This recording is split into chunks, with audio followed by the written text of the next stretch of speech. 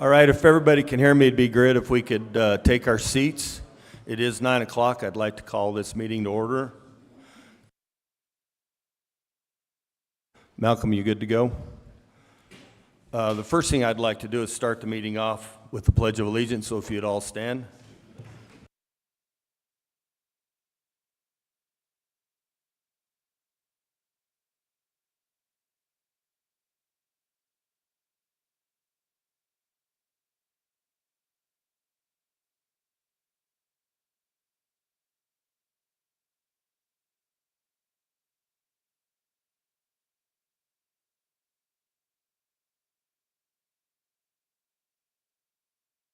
First of all, I'd also like to thank everybody for attending today. I know everybody has a busy schedule, including everybody sitting up here on this table. So we will try and get through this as fast as we can, but we want to make sure we give enough time for everybody to voice their concerns today.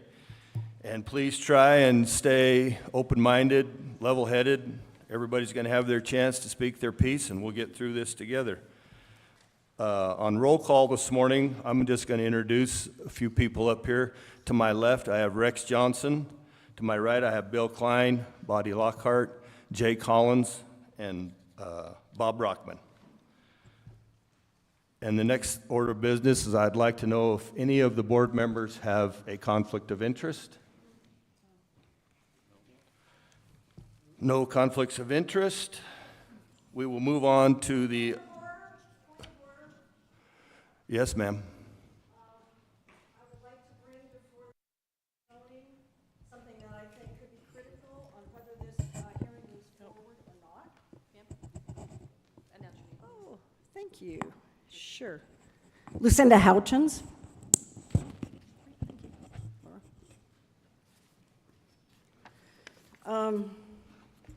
Just before we get too far into this, I'd like to present the statutes 18.5.503 and 18.5.506 as they relate to today's procedures. And I have a handout for every one of you that I'd like to give you on those statutes, if that's okay, so you can fight.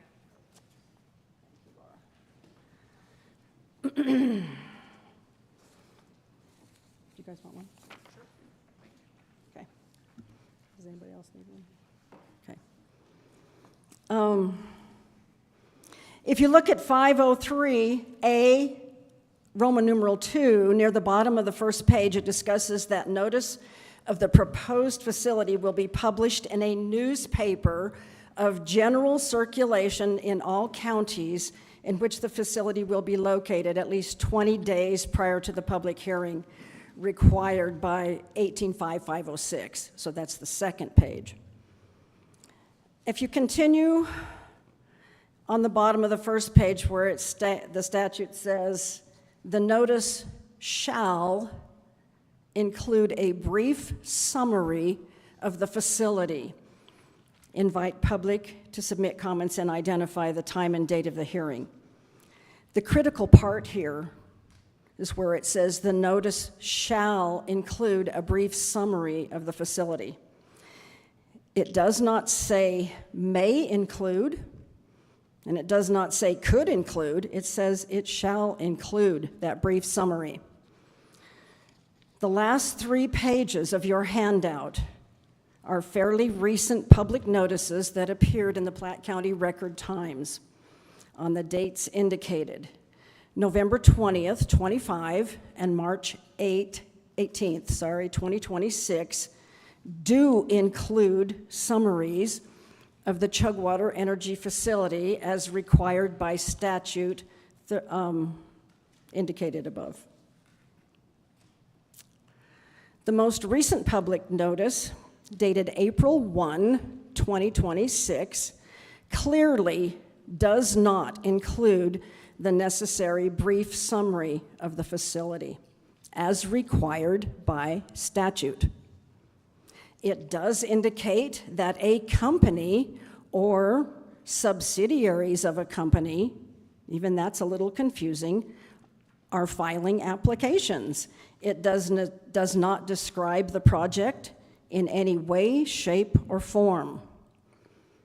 There are many legal land descriptions, and at the bottom, it tells when, where, and what time there will be hearings for these applications. I don't know what the property remedy is. I'm sure there's a lot of lawyers in the room.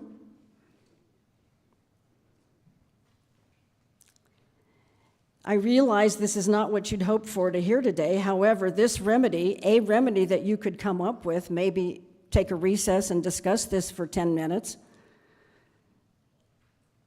it would go a long way in helping to avoid any legal actions against the county for procedural errors in handling this application permitting process. Do you have any questions? No questions from me. Thank you for your input, but I actually think that the notice is adequate via the statute, and I suspect that if someone disagrees, then they can take the appropriate appeal. But in my opinion, this hearing needs to proceed. Thank you. Thank you for letting me get that on the record.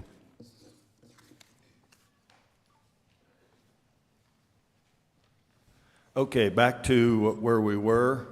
Point of order, please.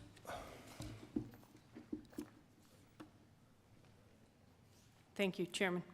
I had a couple of questions. One was on some of your rules in this. One of them was you were talking about derogatory towards others, such as personal criticism, ridicule, and name-calling. Is there a statute that allows you to put that in? And number two, I would say, is we've always been behaving appropriately as you guys. The only one that has ever done any name-calling is someone in the planning and zoning called us the opposition. So I was curious. I would like that removed from your handout as far as rules. And the other thing that I had was I would like to remove the restrictions of 5 minutes, that you were strictly hold to that. We will do our best to be in 5 minutes, but we'll just tell you what we feel. It could be 4 minutes, could be 5 minutes. So we ask that you remove those restrictions.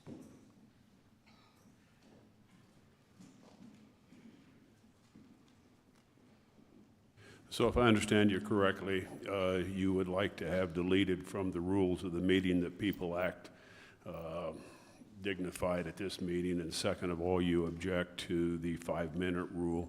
I don't have the statute in front of me, but we have the authority, or this board has the authority to make sure that their meetings are conducted in an orderly fashion, and in addition to that, they have the authority to limit the length of the discussion. Otherwise, we would be here till Christmas.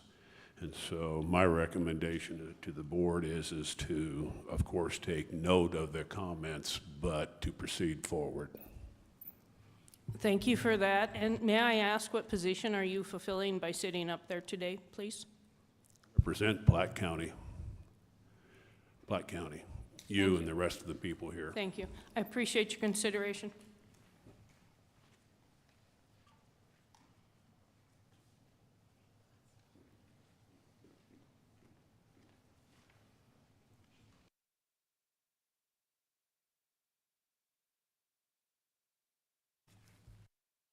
All right, with that, thank you, Jill.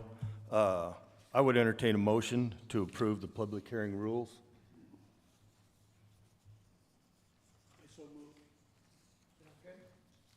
Moved by Jay, seconded by Bob. Any further discussion? Hearing none. All those in favor signify by saying aye. Aye. All opposed? Carried. We will move right into the new business section of the meeting. Chugwater Energy Center LLC and Chugwater Wind LLC, both wholly owned indirect subsidiaries of NextEra Energy Resources LLC. Laura, I forgot to introduce her. She is doing a wonderful job for us as our planner, county planner, so thank you, Laura. I really appreciate all the work you've done and put into this. So I'm going to turn it over to you. Okay, first of all, I want to ask all the commissioners, have you had a chance to review the items that I have sent to you last week for the meeting. All right. This is regarding, today we're going to be hearing the applications for the multiple permits required for the Chugwater Energy Project that relate to the Battery Energy Storage System, also known as BESS, the Solar Energy Facility, also known as SEF, and the Wind Energy Conversion System, also known as WEX. The Board of County Commissioners granted the Planning Office the authority to declare the applications complete. These applications were deemed complete by the county planner to the best of my ability, with the assistance of Benchmark of Torrington and Rex Johnson and Joe Madsen, attorneys at law, on March 23rd, 2026. These applications have been available to the public on the official Platte County website since March 23rd, 2026. In addition, this meeting falls within the allotted time frame as set out in Wyoming State Statute 18-5, wind and solar facilities. The applicant or company states that the purpose of the Chugwater Energy Project is to meet current and future energy needs. Current market conditions show ever-increasing demand and needs in Wyoming for energy. This project will help meet those energy needs and help promote economic growth today and in the future. Platte County provides high-quality wind and solar resources and has rules and regulations that allow for this type of energy project. This project does align with the Platte County Development Plan of May 2008 that was approved by the Board of County Commissioners. My review of the paperwork provided that the application indicates that approximately 49,500 acre project site is located east of the town of Chugwater and I-25. The lands are both privately owned and managed by the Wyoming Office of State Lands and Investments and are situated within Platte County. The map I have chosen for the presentation is on the screen for you today. The commissioners also have that same map at their desk for ease. There are many other maps available on the county website link for this project and have been available to the public since March 23rd, 2026. This project aims to generate approximately 300 megawatts of wind energy, 150 megawatts of solar energy, and includes a 150 megawatt 4-hour duration battery energy storage system, or BESS. The project will also include one new substation, an operation and maintenance building, project roads, an above and underground collector system, temporary construction laydown areas, a 230 kilovolt Gen-Tie line, a SCADA system, and for everybody, a SCADA system is a supervisory control and data acquisition system, which collects operating and performance data from each wind turbine generator and provides remote monitoring and operation of the wind turbine generators. There will also be meteorological towers, perimeter fencing, a temporary concrete batch plant during the construction period. Construction for this project is estimated to take 20 months. Could be a little longer, could be a little shorter. The duration of the entire project is projected to last 30 to 35 years. The project will generate tax revenues in the sales and use area, property, and excise taxes. It will create 12 permanent jobs. It will create land lease revenues for the landowners and increase the use of the goods and services industries in Platte County. This project has already gone before the Wyoming Industrial Siting Council, or ISC, before applying for their permits with the county. The ISC issued a permit for the Chugwater Energy Center LLC and Chugwater Wind LLC for the Chugwater Energy Project with 25 conditions and allotted impact assistance funds to Platte, Goshen, and Laramie counties in docket number DEQ/ISC 25-01. I want to point out condition 16 in the ISC permit specifies the permittee shall provide a surety bond holding a certificate of authority that is acceptable by the director in an initial amount of $45,397,216 for decommissioning and reclamation as required by Wyoming Statute 35-12-109A-XX and the rules of the council. This surety bond is reviewed every 5 years. If these permits are issued, the next steps for the applicant will be to apply for construction certificates and provide all final reports and documentation required before construction begins. As a reminder, construction certificates will be considered only by the Board of County Commissioners and will not be brought before the Planning and Zoning Commission and do not require public notice. If the construction certificates are issued, the construction of the project is expected to take place. This type of project requires that construction be done in a staggered approach. They'll start with the solar and the BESS, and then they'll move on to the wind and other shared facilities starting at a little later construction timeline. The Planning and Commission, I'd like to introduce some guests. The Planning and Zoning Commissioners are accompanied as Marty had already mentioned, Rexy Johnson, the attorney, one of the attorneys representing the Platte County on this project. At the planning table, I have myself, Joe Mattson, also attorney representing Platte County, and I have Kevin and Michael with Benchmark of Torrington on behalf of the county. And behind that, I have Danette Eppel, the Platte County Assessor, Anthony Croats, the Platte County Sheriff, Leanne Welkin, Lauren, sorry, and Chris Bookout will be joining eventually for the Platte County Road and Bridge Department, and Jamie Ritz, the Platte County Emergency Management Coordinator. At the applicants table, we have Anthony Bianchini, the project manager for the entire Chugwater Energy Project, sorry about the name, last name, and Marianne Shaner, the attorney on behalf of the applicant and the company. Behind them, we do have a group of specialists they brought to help assist in answering any questions that the commissioners may have. We have Kevin Little, project manager for the environmental, Glenn Schober, project director, Pete Kokotas, sorry if I mispronounced it, associate general counsel, Ryan Nook, project manager with Jacobs. We have Sean Larson, partner Hathaway and Kuntz. We have Mark Bastich, principal acoustic engineer with Jacobs. Johnny Rogers Wex, Robert Winslow Seff, Jeff Collins, and Fallon Adar, both with Bess, and Sean Fitzgerald for the environmental. I'd like to move on to present the first application. This will be for Bess. Application 2537 SUP, which is a special use permit / rezone, and Bess Nextera. The application, that is the name of the application. It is not the name of the applicant. This is for ease for the planning office to help facilitate, so let's make that clear. The applicant is Anthony Bianchini, the project manager for the Chugwater Energy Center LLC. The location for Bess is part of the northwest quarter of Section 6, Township 20 North, Range 65 West, all in Platte County. This land is currently zoned as ranching, agricultural, and mining, or we call it RAM. The Chugwater Energy Center LLC, a wholly owned subsidiary of NextEra Energy Resources LLC, has submitted an application for rezoning approximately 16 acres, plus or minus, of land currently zoned as ranching, agricultural, and mining to be industrial, and an application for a special use permit to operate a battery energy storage facility to support the development of the Chugwater Energy Battery Energy Storage System Project, or BESS.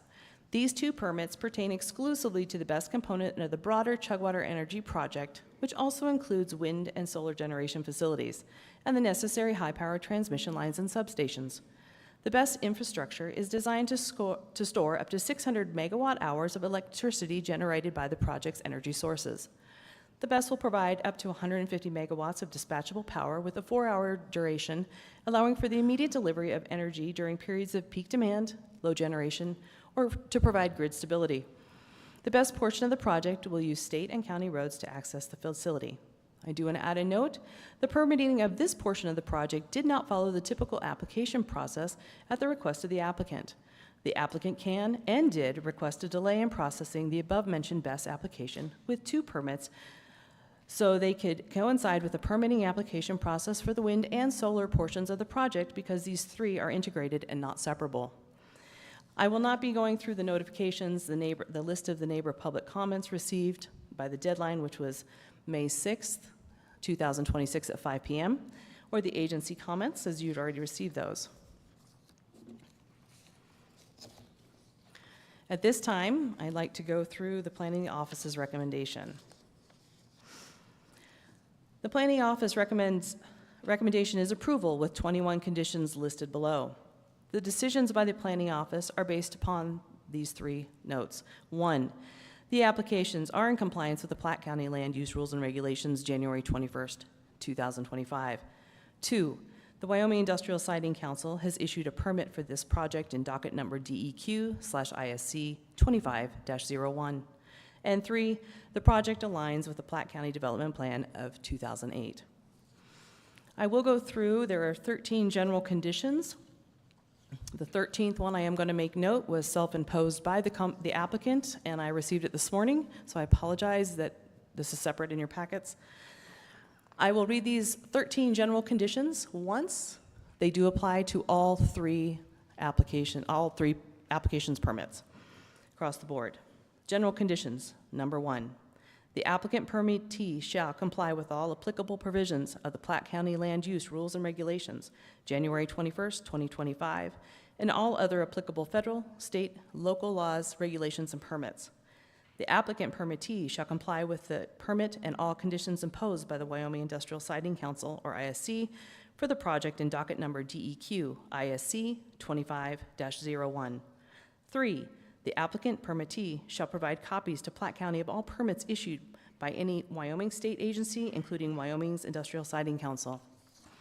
Number 4, the applicant permittee shall provide copies to Platte County of all material filings, reports, and correspondence submitted to the ISC, as well as any notices of violation, enforcement actions, or compliance determinations issued by the ISC within 10 business days of submission or receipt to the ISC. Number 5, the applicant permittee shall comply with all bonding, financial assurance, and reclamation requirements imposed by the Wyoming Industrial Siting Council and stated in the Platte County Land Use Rules and Regulations of January 21st, 2025. Additionally, the applicant permittee shall maintain all required financial assurances in full force and effect for the life of the project and shall provide documentation of such assurances to Platte County. Any updates, adjustments, or periodic reviews of financial assurance required by the ISC, including reviews conducted not less than every 5 years, shall be provided to Platte County within 10 business days of submission and final determination to the ISC. 6, the applicant permittee shall obtain a construction certificate from the Board of County Commissioners prior to the commencement of construction. All final plans, reports, and required documentation shall be submitted for review at that time. 7, on October 23, 2025, the applicant permittee entered into a road use and maintenance agreement with Platte County. This agreement will be refined after the applicant permittee determines the final roads and routes they will use prior to construction. 8, all access points and encroachments onto county and state roads shall be approved and copies provided to the planning office prior to construction. 9, a final site plan, including all project components, setbacks, infrastructure, and haul routes, shall be submitted and approved prior to issuance of a construction certificate. Number 10, the applicant permittee shall provide periodic compliance updates to Platte County as requested by the county, summarizing operational status and compliance with permit conditions. Number 11, the applicant permittee shall ensure that all project-related noise complies with Platte County Land Use Rules and Regulations, January 21st, 2025, Solar Energy Facilities, Section 13-15050E noise, and Wind Energy Siting and Facilities, Section 13-2050H noise. This requirement applies to all facilities and operations associated with the project, including the Battery Energy Storage System, or BESS facility.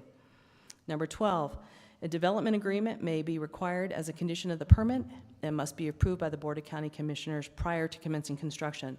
And 13, the applicant permittee shall utilize Corten weathered steel structures on the northern transmission route to reduce visual impacts within the viewshed of the town of Chugwater wherever feasible. Those are the 13 standard conditions. The special conditions applying to BESS. 1, the International Fire Code, or IFC, 1207 to be signed off by the Wyoming State Fire Marshal Office. If there is no authorized state agent, then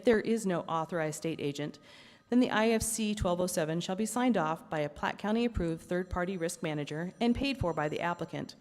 The Platte County Planning Office will review the findings. 2, compliance with the latest version of the National Fire Protection Association 855. Number 3, provide Platte County with copies of the Underwriter Laboratories 9540, 9540A, 9540A-large-scale fire testing, specific to this BESS being installed. 4, provide Platte County with copies of the groundwater baseline report and copies of any additional groundwater reports done throughout the life of the project through the end of decommissioning. 5, the applicant permittee shall develop and submit the final emergency response plan in coordination with local emergency responders prior to issuance of a construction certificate. The county will be immediately notified of any revisions of these plans throughout the life of the project through the end of decommissioning. Number 6, the applicant permittee shall submit a final hazardous materials management and spill response plan prior to construction. The county will be immediately notified of any revisions of these plans throughout the life of the project through the end of decommissioning. Number 7, if any contamination attributable to the facility is detected, the applicant permittee shall notify Platte County and all local emergency responders and immediately implement remediation measures.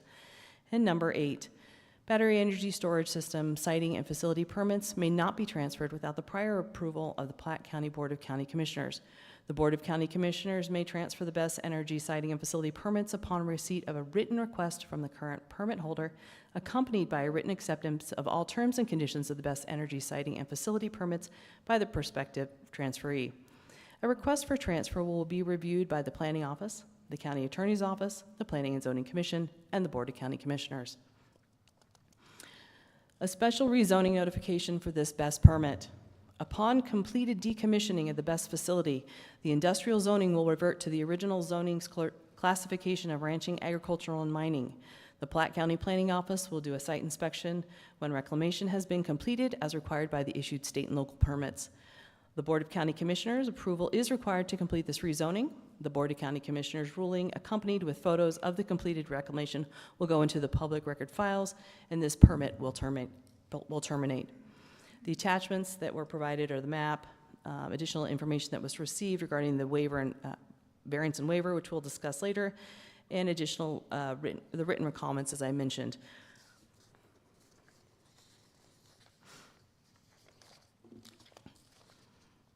This time we'll go on to the second application, 2528 SUP for special use permit, SEF for solar energy facility, NextEra. Same applicant is Anthony Bianchini, the project manager for Chugwater Energy Center, LLC. The location for this is part of sections 4, 5, and 6 in Township 20 North, Range 65 West of Platte County, Wyoming. All these lands are currently zoned as ranching, agricultural, and mining, or RAM. Chugwater Energy Center, LLC, a wholly owned subsidiary of NextEra Energy Resources, LLC, has submitted applications for a solar energy facility permit and a special use permit to use ranching, agricultural, and mining land zoned land for industrial purposes. When land is being used for something other than what it is zoned for, and the applicant and landowner are not one and the same, a special use permit is required.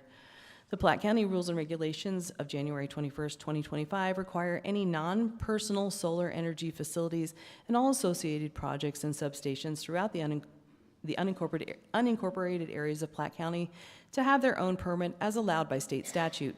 These two permits pertain exclusively to the SEF component of the broader Chugwater Energy Project, which also includes a battery energy storage system, wind generation facility, and the necessary high-power transmission lines and substations. The SEF aims to generate approximately 150 megawatts of solar energy. Again, I'm going to miss the notifications, the neighbor and agency comments, and go right to the Planning Office recommendation. The Planning Office recommendation is approval with 14 conditions as listed below. Again, this decision is based upon the fact that 1, the applications are in compliance with Platte County Land Use Rules and Regulations of January 21st, 2025. 2, the Wyoming Industrial Siting Council has issued a permit for this project in docket number DEQ/1 ISC/2501. And number 3, the project aligns with the Platte County Development Plan, May 2028. The general conditions that I read before, I will not go over. There's 1 through 13 that apply, and the SEF has 1 special condition. Number 1, the boundary line adjustments by the landowners for the solar facility to complete.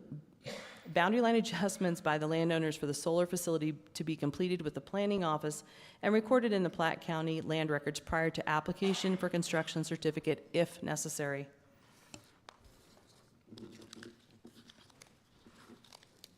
I'll move on to the final application. This is application 2539-SUP for special use permit /VAR, which is variance, /WEX, which is wind energy system. Applicant again is Anthony Bianchini, the project manager.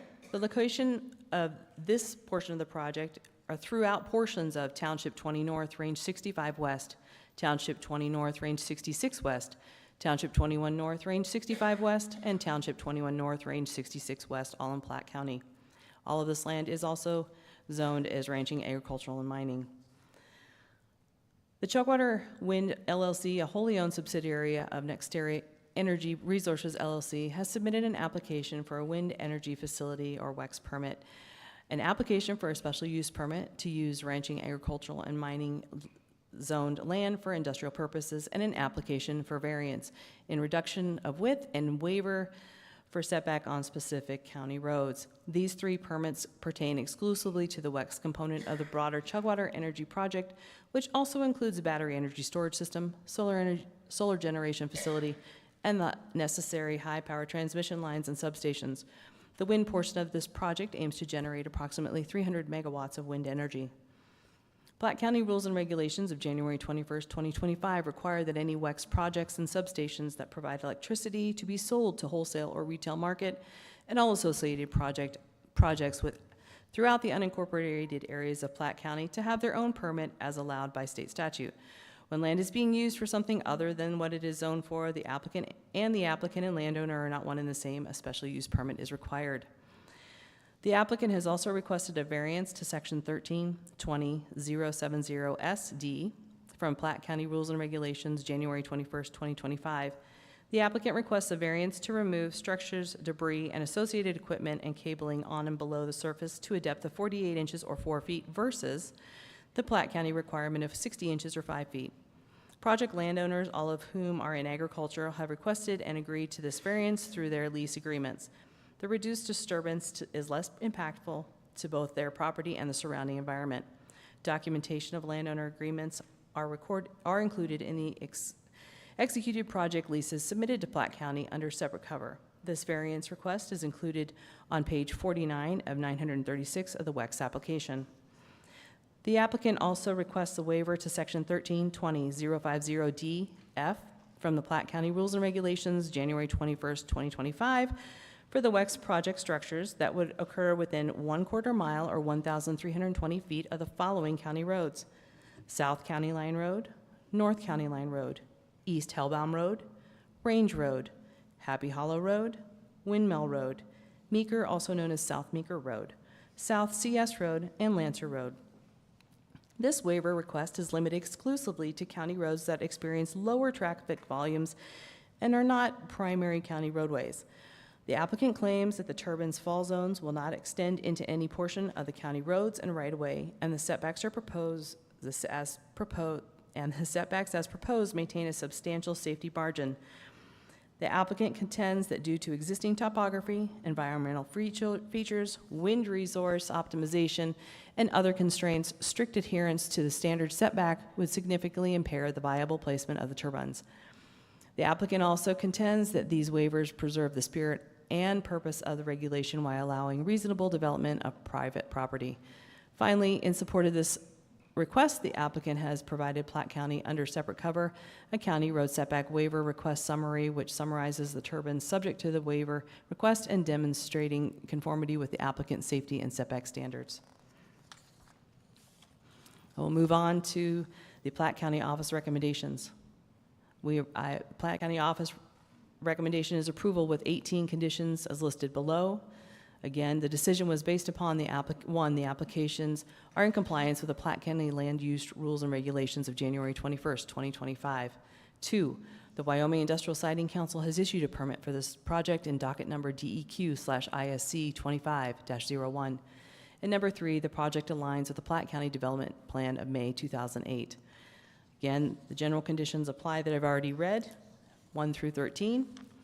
The special conditions for the WEX. 1, in place of individual addressing each WEX tower location, the applicant permittee shall identify each WEX tower with a specific number and corresponding GPS pin, and shall provide this information to the planning office and all emergency services prior to the wind tower being operational.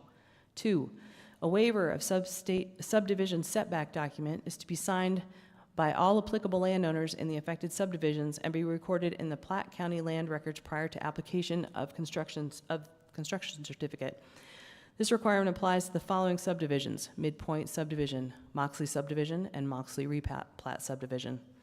Number 3, all applicable redacted leases and recorded memo of leases in the project boundary are to be presented to the planning office for approval prior to application of construction certificate. Number 4, OSLI redacted lease and recorded memo of lease for all affected lands to be provided to the planning office for approval prior to application of construction certificate. And number 5, the maximum number of wind towers for this permit is not to exceed 112. Thank you.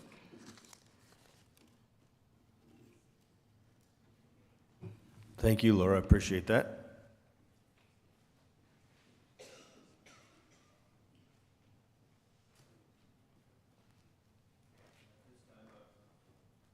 At this time, I'll turn it over to Nextera. Anthony, if you want to give your presentation.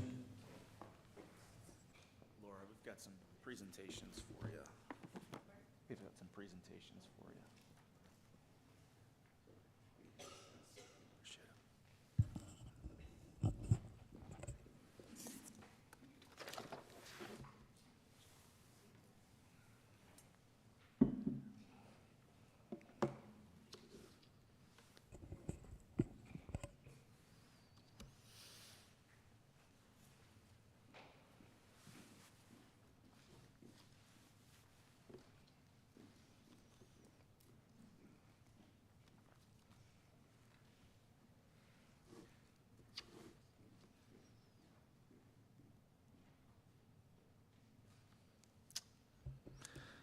Good morning, Chairman Shepard, Commissioners Klein, Brockman, Lockhart, and Collins, county staff, and members of the public.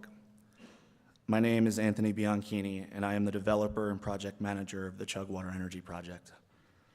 On behalf of Chugwater Wind LLC and Chugwater Energy Center LLC. Thank you for the opportunity to be with you today and to present the Chugwater Energy Project. Today, we want to be clear about what we are proposing, why this location makes sense, how the project has been studied and designed, and why we believe it meets Platte County's requirements. Our request is for approval of the county permits and related requests before you: the battery energy storage system rezone and special use permit, the solar energy facility permit, the wind energy conversion system permit, and the associated wind variance and waiver request. Next slide, please. Today, I will move through 5 sections. First, a brief overview of NextEra Energy Resources and why our experience matters. Second, the Chugwater Energy Project location, history, due diligence, and associated community benefits. Then I will cover each technology and the county approvals tied to it. I will keep us moving so we can focus on the key decision points and leave time for your questions at the end. Next slide, please. I'll start with who we are, because for a project of this size, Platte County should know not only what is being proposed, but who will build the project, who will finance it, who will operate it, who will maintain it, and ultimately who will decommission and reclaim it. Next slide, please. On the screen are our corporate values. 1, we are committed to excellence. 2, we do the right thing. And 3, we treat people with respect. These values are not just corporate jargon for us or cliche. They are the backbone for how we approach every interaction. In practical terms, that means we listen to landowners and community members. We coordinate with regulators and agencies, and we design and engineer to the best standards with an emphasis always on safety. We understand that major infrastructure projects raise important local concerns and questions. Our goal today is to address those questions respectfully and directly. Next slide, please. NextEra Energy Resources has more than 25 years of independent power producer development experience, and our parent company, NextEra Energy, has a 100-year history of delivering energy solutions throughout the entire United States. We are a very proud American-owned and operated company. One important point I must stress is that we are not a single technology development company. We own and operate all forms of energy, such as natural gas generation, nuclear generation, wind, solar, and battery storage. We operate natural gas pipelines and electric transmission. We take an all-of-the-above approach. We are the largest natural gas electricity generator in the country and the 7th largest nuclear electricity generator in the country. In Wyoming, wind is a world-class resource. In other places, solar or natural gas may make more sense. Here, the Chugwater project combines wind, solar, and battery storage so that the project can deliver energy more reliably. That combination is important. Wind often produces strongly at different times than solar, with wind performing better at night and better in the winter. Solar produces better during the day and better in the summer.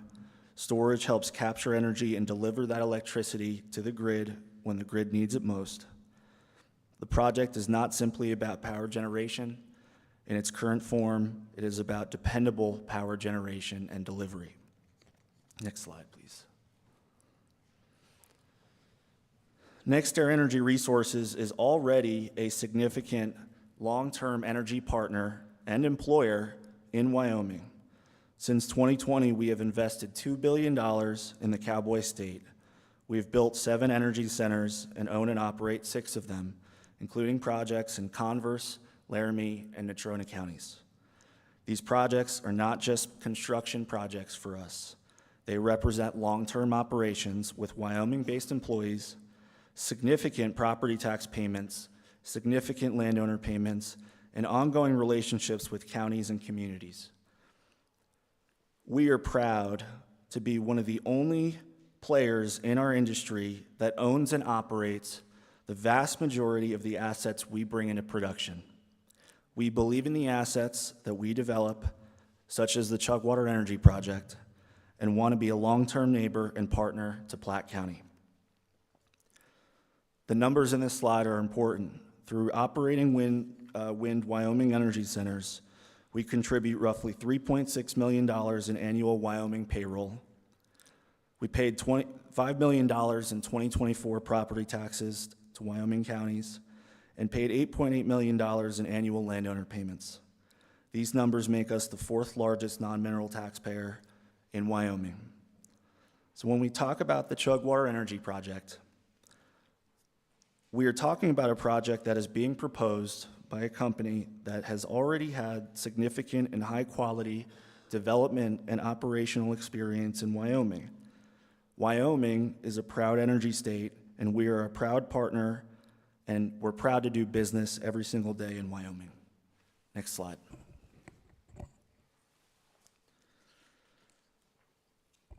For a project like this, financial strength matters. It matters during construction, it matters during operations, and it matters at the end of the project's useful life. NextEra Energy is a Fortune 200 company with an A- credit rating and a long history of infrastructure investment. NextEra Energy Resources is one of America's largest independent power producers, and we operate across 44 U.S. states and Canada. We are not a short-term minded developer that intends to disappear after a potential approval of our permits. Our intentions for this type of project are to participate throughout the entire project's life cycle, meaning to construct, maintain, operate, decommission, and ultimately reclaim the facility. The Wyoming Department of Environmental Quality will hold a bond for this project that is updated and reconciled every 5 years. That bond accounts for the cost to fully decommission and reclaim the site at the end of its life. We have a slide in a few slides here that talks more about decommissioning and reclamation because we know it's so important. Next slide, please. With that background, I will turn to the Chugwater Energy Project itself, where it is, how it has been studied, and how it fits the county's rules and what benefit it brings. Next slide, please. This map shows the project location in Platte County. One of the most important facts about this project is it is located on private property. We currently have 30 private participating landowners for the Chugwater Energy Project. That matters because these are voluntary agreements with landowners who see the value in keeping their land productive while also hosting energy infrastructure at the same time. You can also see the Chugwater Energy Project location relative to our other operating Wyoming energy centers to date. The project has been sited in an area with strong wind and solar resource, available land, and the ability to combine wind, solar, and storage in a coordinated way. As we move through the presentation, you will see that the project is not a single massive block of disturbance across the entire project boundary. The actual permanent footprint is much smaller than the project boundary, less than 2%, and we have worked to site facilities around environmental, cultural, tribal, engineering, community, and landowner considerations. Next slide, please. This site plan shows the overall co-located layout concept. The project brings together 3 technologies: wind, solar, and battery energy storage. Wind, solar, and storage will share roads, collection systems, interconnection infrastructure, and operation support.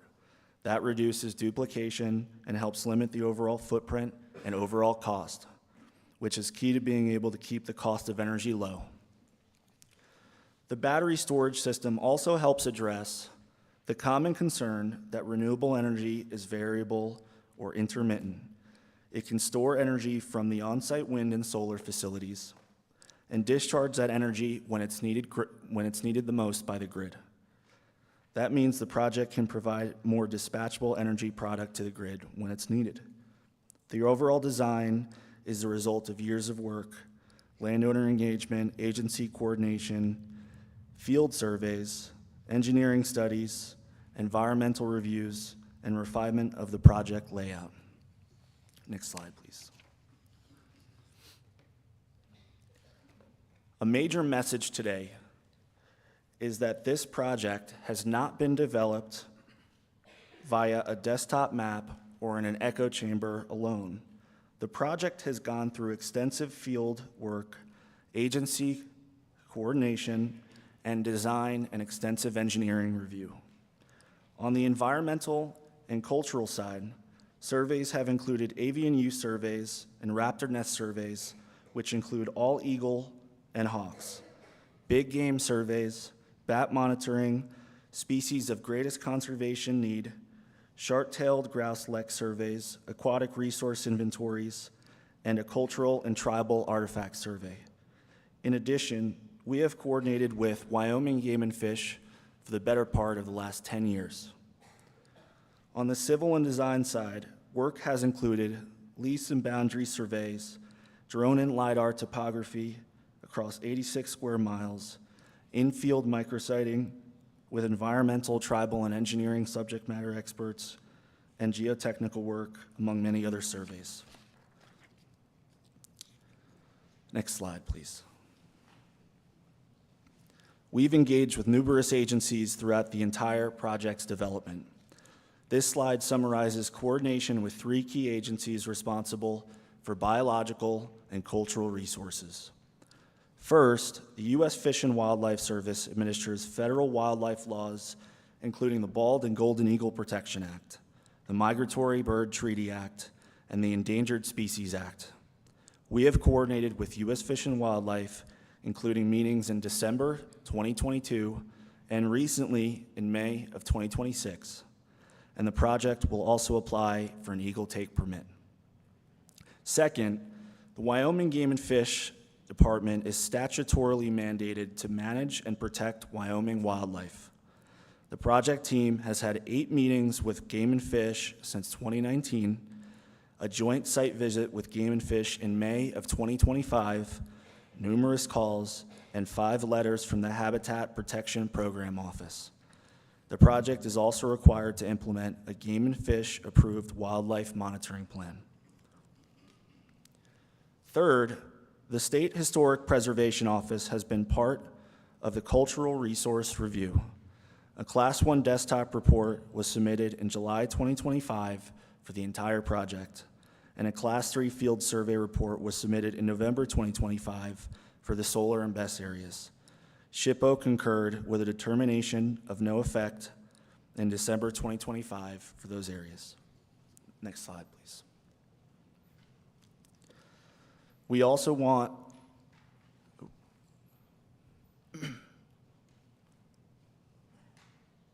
next slide. Thank you. We also want to address the transmission line siting directly. For all linear infrastructure, Chugwater Energy uses a multi-step siting approach that balances access, topography, geotechnical conditions, environmental resource, tribal and cultural considerations, length of the line, willing landowners, and viewshed. At one point, we did have 2 different transmission line options that we were evaluating for this project, a northern primary route and an alternative southern route. Since the time of submitting permits until now, due diligence on the southern route has proved that it is unfeasible due to a number of different reasons. As far as the northern route, based on data and analysis completed to date, the proposed transmission line would not be highly noticeable from the town of Chugwater due to the distance and topography. That said, we truly understand the town of Chugwater's concerns, and we have been responsive to them. In the first quarter of 2025, after engaging with the town, Chugwater Energy revised the original primary northern route further north to avoid town limits and address viewshed concerns at that time. We have also coordinated with the Wyoming State Preservation Office on this. The Class 1 Cultural Desktop Review submitted in July of 2025 included the northern transmission line, and no concerns were identified with its placement at that time. With all of that said, we continue to work collaboratively with the town, and we want to be good neighbors, and we've had meetings recently with the town legal counsel in February, and the mayor and the legal counsel, 2 meetings with them over the last 2 weeks. We've also discussed aesthetic mitigation options, like the permit condition we've proposed to self-impose on ourselves, which includes Corten or weathered steel structures, which can better blend with the bluff landscape, and based on what we know and have heard, have been used successfully in other Platte County communities. Our goal is to site this infrastructure responsibly while minimizing impacts to the community's viewshed concerns. Next slide, please.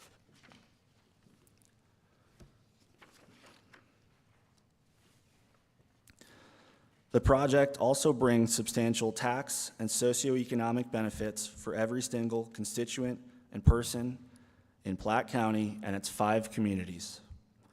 The estimates shown on the slide to Platte County alone include approximately $135.9 million in property taxes paid, $23.7 million in wind generation excise taxes, and $20.2 million in sales and use taxes. The project is also expected to create at least 12 full-time, high-quality, and high-paying local jobs. Furthermore, as a result of our project investment and the sales tax revenue the project will be paying to the state of Wyoming, in December 2025, the Wyoming Industrial Siting Council voted to approve disbursement of $11.9 million in total impact assistance funds. These funds are payable to local governments and special districts during construction. Of that $11.9 million, Platte County communities are slated to receive roughly $6.1 million. Some notable recipients of those impact funds include the town of Wheatland, $482,000, town of Chugwater, $1.58 million, Chugwater Fire District, $1 million, Platte County Government, $1.1 million, the Platte County Hospital District, $300,000. The total estimated capital expenditure for the Chugwater Energy Project, including labor and materials, is approximately $977 million.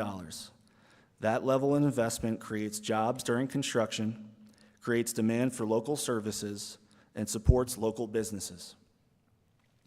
These forecasted tax benefits are not conceptual. They support the kind of services that counties and communities like Platte County rely on, such as roads, schools, emergency services, public infrastructure, and general county operations. We also believe our tax estimates have historically been very accurate for our other Wyoming projects, and that's important because we understand that Platte County needs reliable tax forecasts for long-term planning. Next slide, please. This slide lays out the specific county approvals being requested. For the solar facility, we are requesting a solar energy facility permit under the county's regulations. For the wind facility, we are requesting a wind energy conversion system permit along with the decommissioning depth variance and the public road right-of-way setback waiver for select turbines. For the battery energy storage system, we are requesting a rezoning of approximately 16 acres from rural, agricultural, and mining, or RAM, to industrial, along with a special use permit. For clarity, the approximately 16 acres associated with the BESS are the only portion of the project we are proposing to be rezoned.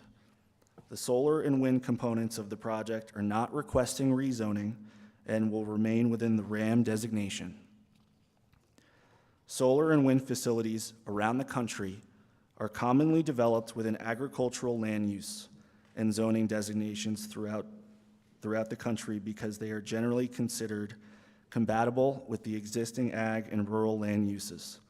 As such, Chugwater Energy does not believe rezoning of the solar and wind facilities is necessary nor appropriate. Next slide, please.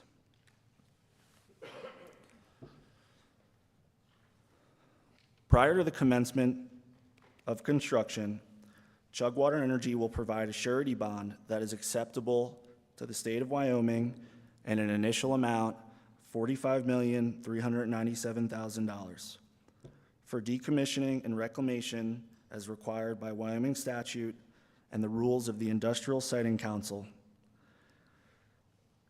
Chugwater Energy will update the decommissioning and reclamation plan and provide a standard decommissioning and reclamation cost estimate and bond every 5 years to account for inflation and other variables, and we will submit that plan to the state of Wyoming for review and approval. It is important to note that the $45 million decommissioning and reclamation estimate was based on 150 turbines, so it should be viewed as relatively conservative based on our expectation of up to 112 turbines being built. We can also not take credit for any salvage value at the end of the project's useful life, so that is also not included in that number. Additionally, we have robust recycling and waste handling processes for all components of the combined project, including our wind turbine blades. Next slide, please. The project aligns with the current Platte County Development Plan that was established in 2008 and runs for 20 years until 2028. The plan's overall goal includes expanding the economic and tax bases of the county, and it notes in particular the embracing and enhancement of agricultural and wind energy development opportunities. The plan also specifically recognizes the unique wind energy potential of Platte County, and in particular, the southern end of Platte County. It states that a significant potential for economic growth in the county is the development of wind energy, and that the county has some of the best wind potential anywhere in the nation. In fact, as you can see from the exhibit on the right side of the screen, which is from the Platte County Development Plan, it highlights the area in yellow, which is where the Chugwater Energy Project is located. That area is labeled Resource Protection and Development Wind Energy. Our rough project boundary is in red, that red box for perspective. This is exactly the type of opportunity the Chugwater Energy Project is designed to capture, which Platte County identified as a means to grow and embrace. Next slide, please. This slide talks about noise, which is an important consideration that we take seriously on this project and on all of our projects. The project's noise analysis included cumulative effects from the wind, solar, BESS, and ancillary components, and the analysis determined that we meet all applicable county requirements. The county standards include 50 dBA at the property line of neighboring residentially zoned lots, 45 dBA at existing neighboring residences between 9 p.m. and 7 a.m., and 60 dBA at the project boundary. The scope of the noise analysis was to make sure the full project, including wind, solar, and BESS, not just cherry-picked with one component, was evaluated against the applicable standards. The quote on this slide is from the Wyoming State Health Officer, Alexia Harris, from our industrial siting hearing on November 20th, 2025. She stated, "Controlled large studies are done over periods of time. There's really no consistent association seen between proximity to wind turbines and noise levels within acceptable noise limits, associations with specific health symptoms, even measurable health parameters, as well as more chronic diseases." There are many more quotes like this from the state health officer from our hearing and other public health professionals that show wind turbines, when properly sited, like the Chugwater Wind Project, are a safe and effective form of power generation technology. Our commitment is to comply with the county's noise requirements and to operate the project responsibly. Next slide, please. I will now turn to the Battery Energy Storage System, or BESS. This part of the project includes a rezoning request and a special use permit. Next slide, please.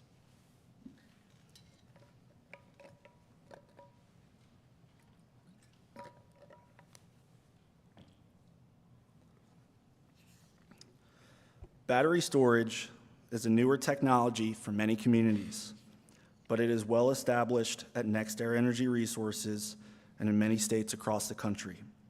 We have over 50 battery energy storage systems that are safely operating across the United States and Canada.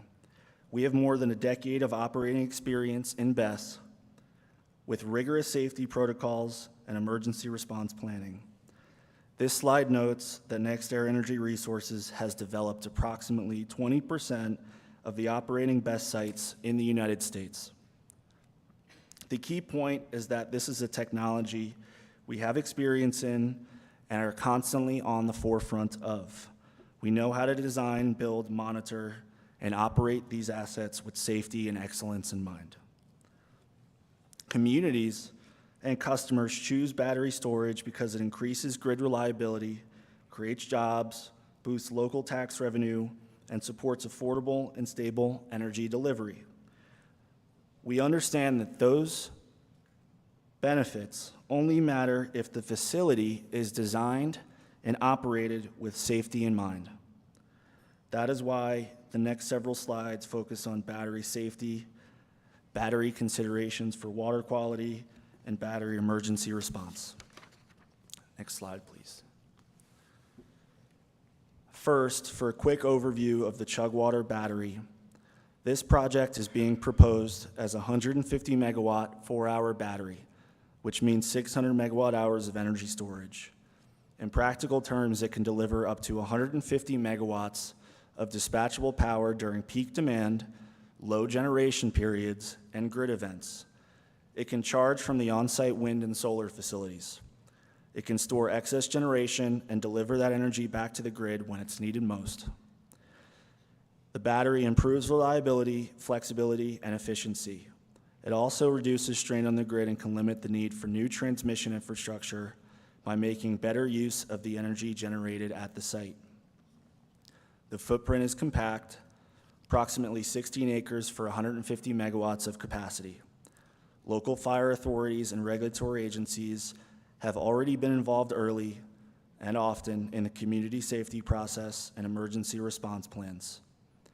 The bottom line is that the Chugwater BESS is a critical piece of the overall project puzzle, and that it transforms wind and solar energy into firm, dispatchable power, improving the consistency and reliability of our power generation and delivery.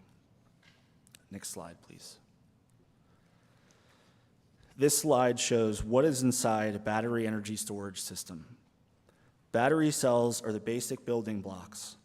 Multiple cells are grouped into modules, and multiple modules are placed into racks, and the racks are housed inside containers, much like a shipping container.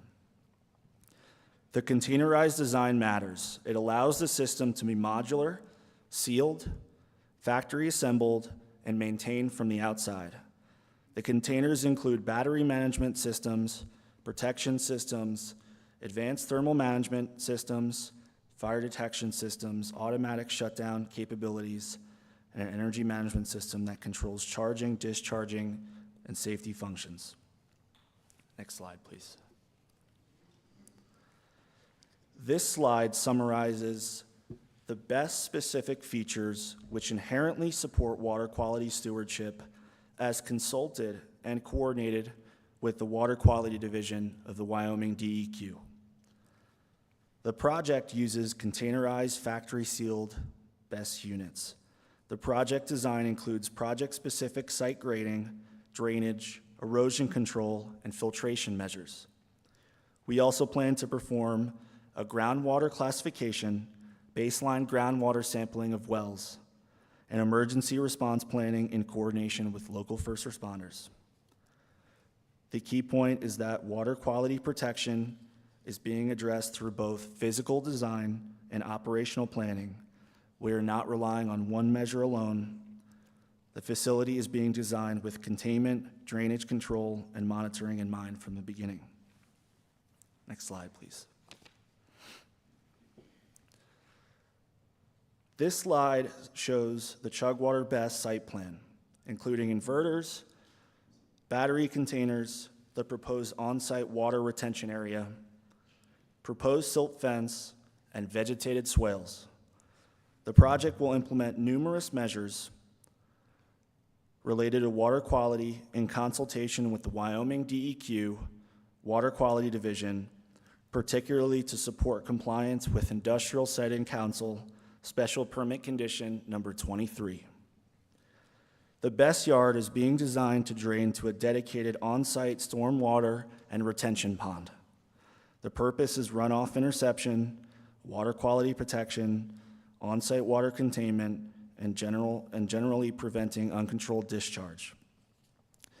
The BESS yard will be elevated at least 12 inches above the 100-year flood elevation, and grading will direct drainage away from the equipment and towards the retention area. Vegetated conveyance swales will be used with seed mix coordinated with the Platte County Conservation District and Weed and Pest District. Stormwater controls will be engineered and stamped by a third-party professional engineer. The project will also complete a groundwater classification, baseline groundwater well sampling before construction, and a sampling and analysis procedure and coordinated with the DEQ. Finally, Chugwater Energy will continue to develop response protocols with local first responders and other authorities having jurisdiction around our emergency response plan. Next slide, please. Furthermore, we wanted to highlight our multi-layered safety approach to developing and operating BESS. First, at the codes and standards level, the project is designed around and to comply with National Fire Protection Association, or NFPA 855, and associated international fire code requirements for energy storage systems. We are also going to comply with the Underwriter Laboratories, or UL 1973 and UL 9540 certifications and thermal runaway testing of the batteries. Second, at the physical safeguards level, the system includes detection systems with smoke and gas monitoring, thermal management, and fire prevention technology, proper spacing of the battery containers amongst themselves, embedded ventilation features, and backup power systems that support safe operations. Third, at the controls level, the battery monitoring system continuously tracks voltage, temperature, and performance. Remote safety capabilities allow safe system shutdown from the control center, and site controllers manage power flows and safety systems. Finally, at the planning and monitoring level, the project is monitored 24/7 from our remote operations control center. This is in addition to our on-site workforce of technicians who will live locally and monitor the BESS from the Chugwater site.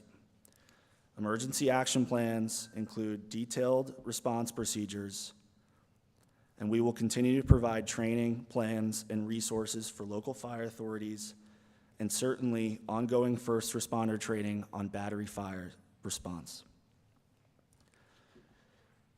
Grid-scale battery energy storage has grown significantly over the years, from 3 gigawatts in 2018 to 300 gigawatts in 2025. All the while, battery failure rates have fallen by approximately 98% during the same time. Battery safety performance has never been more robust as technology, monitoring, industry, codes and standards, and protection systems across our country have continued to advance.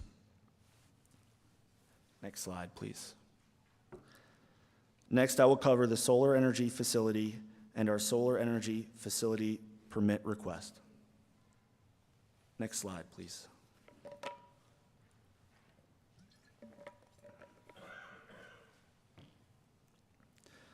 The solar portion of the Chugwater Energy Project is approximately 150 megawatts of solar photovoltaic panels.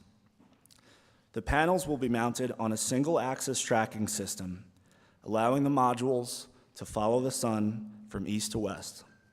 They are constructed with dual layers of semi-tempered glass and a smooth anti-reflective coating.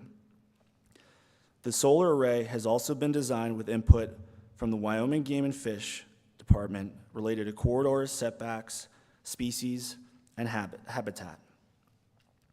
A project-specific solar glare analysis found that no analyzed receptors are expected to receive glare. Additionally, the analysis found the project will not produce glare that constitutes a nuisance to occupants of neighboring properties or people traveling on nearby roadways.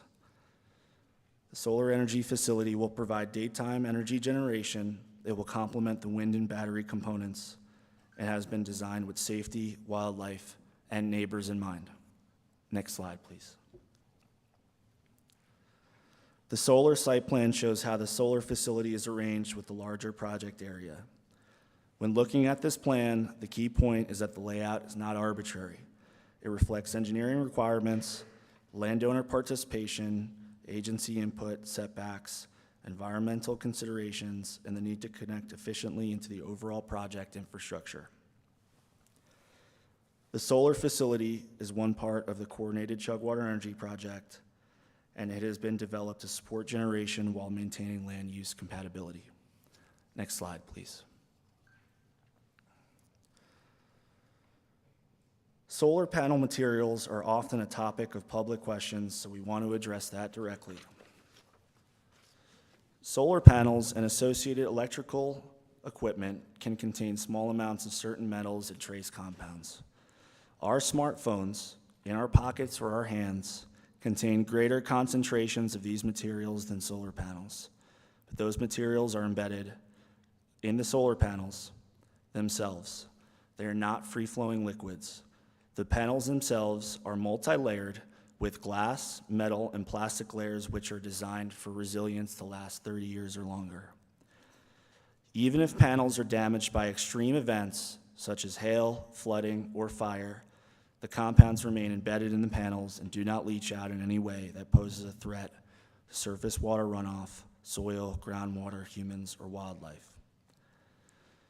The practical point is that the solar facility is a resilient electrical generating facility. It is not a chemical processing plant, and the panels are designed, installed, and managed under established industry best practices.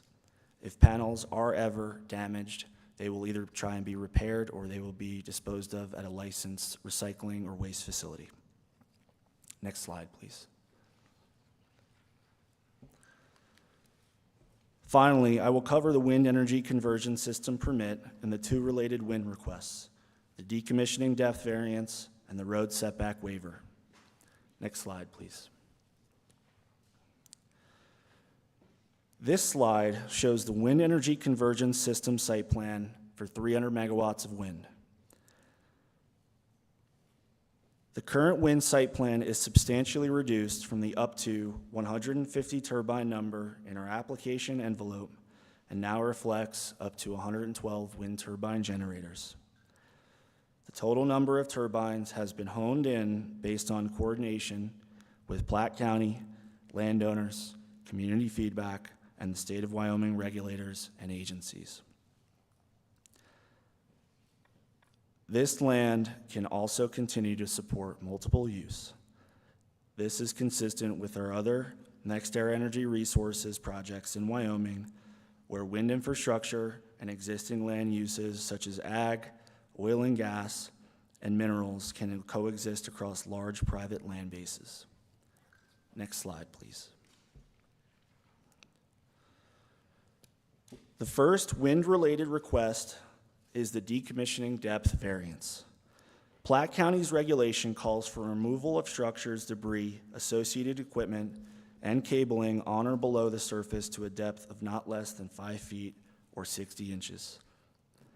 The project is requesting approval to remove these materials on the surface and to a depth of 4 feet instead of 5 feet.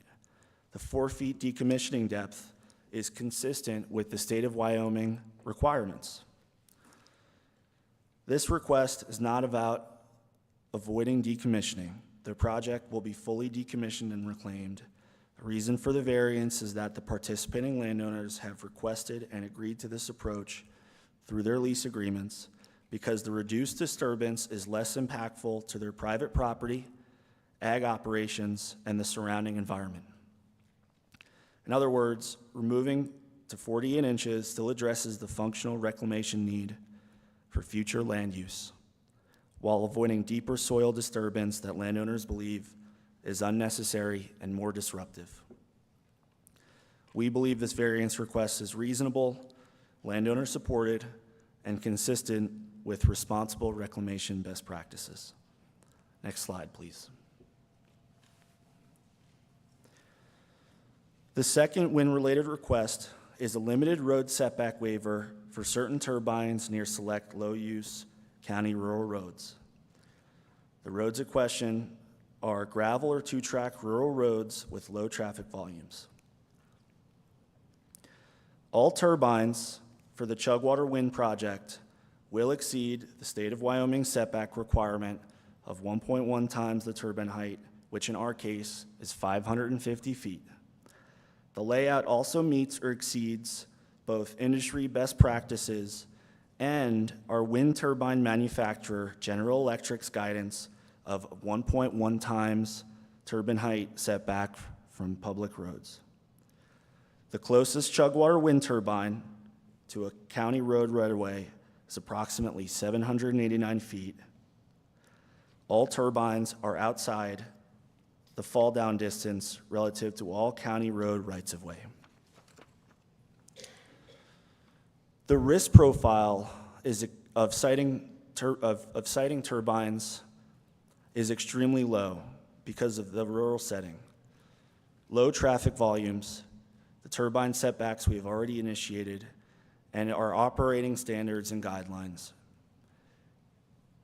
To date, there have been over 70,000 wind turbines that have been built in the United States, and the majority of those have been sited with a 1.1 times setback from public roads.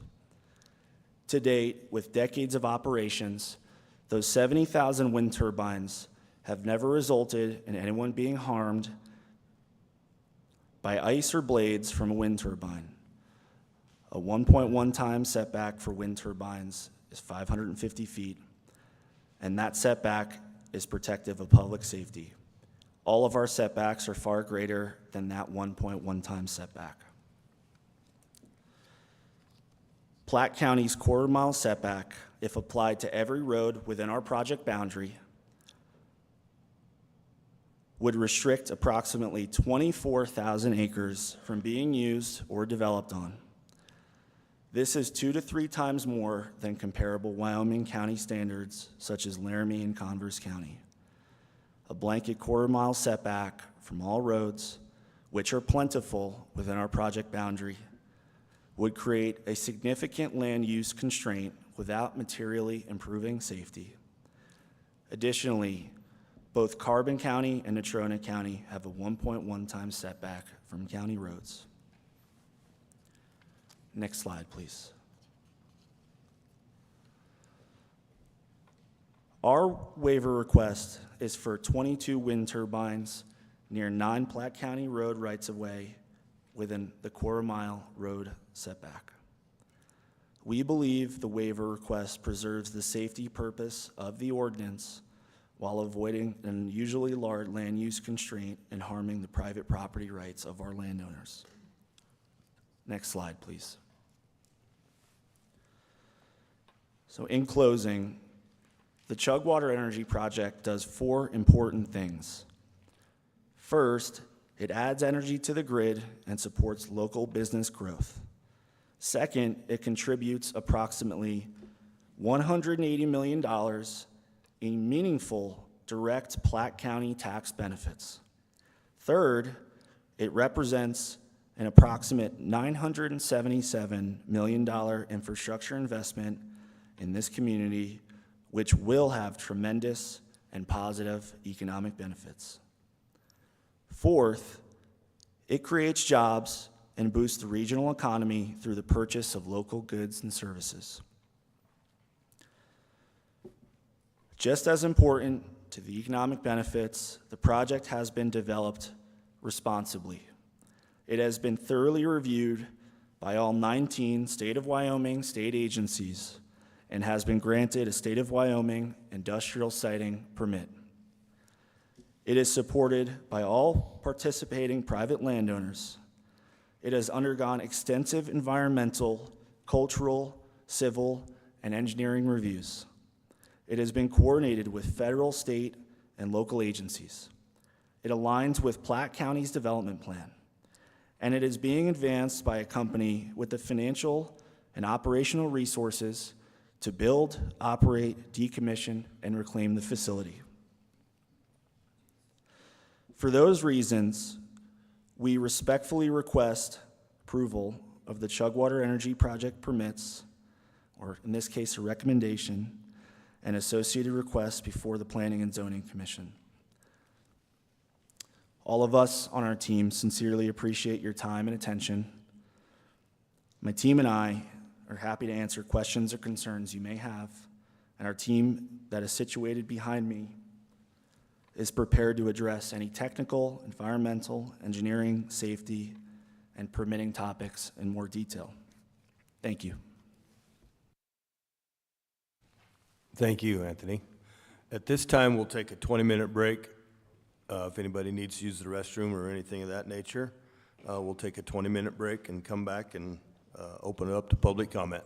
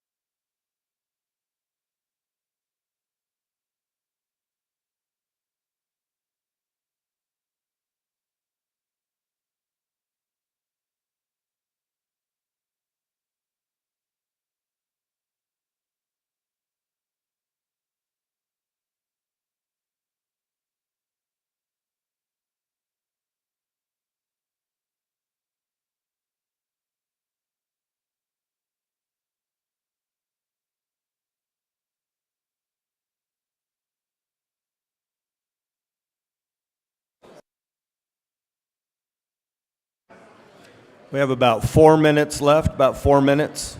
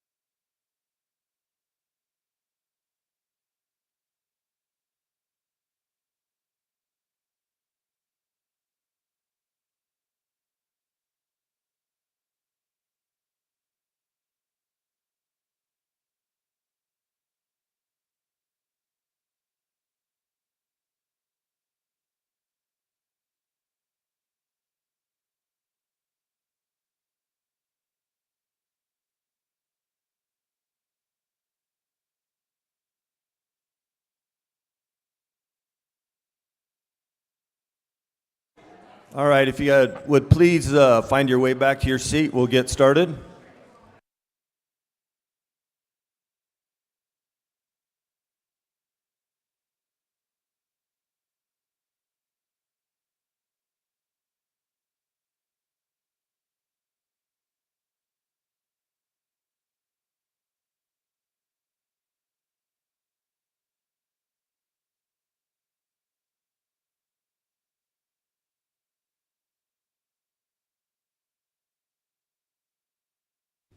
All right, at this time, we will open it up to public comment.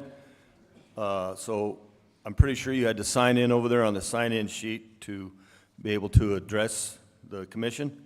So at this time, we will open it up to public comment.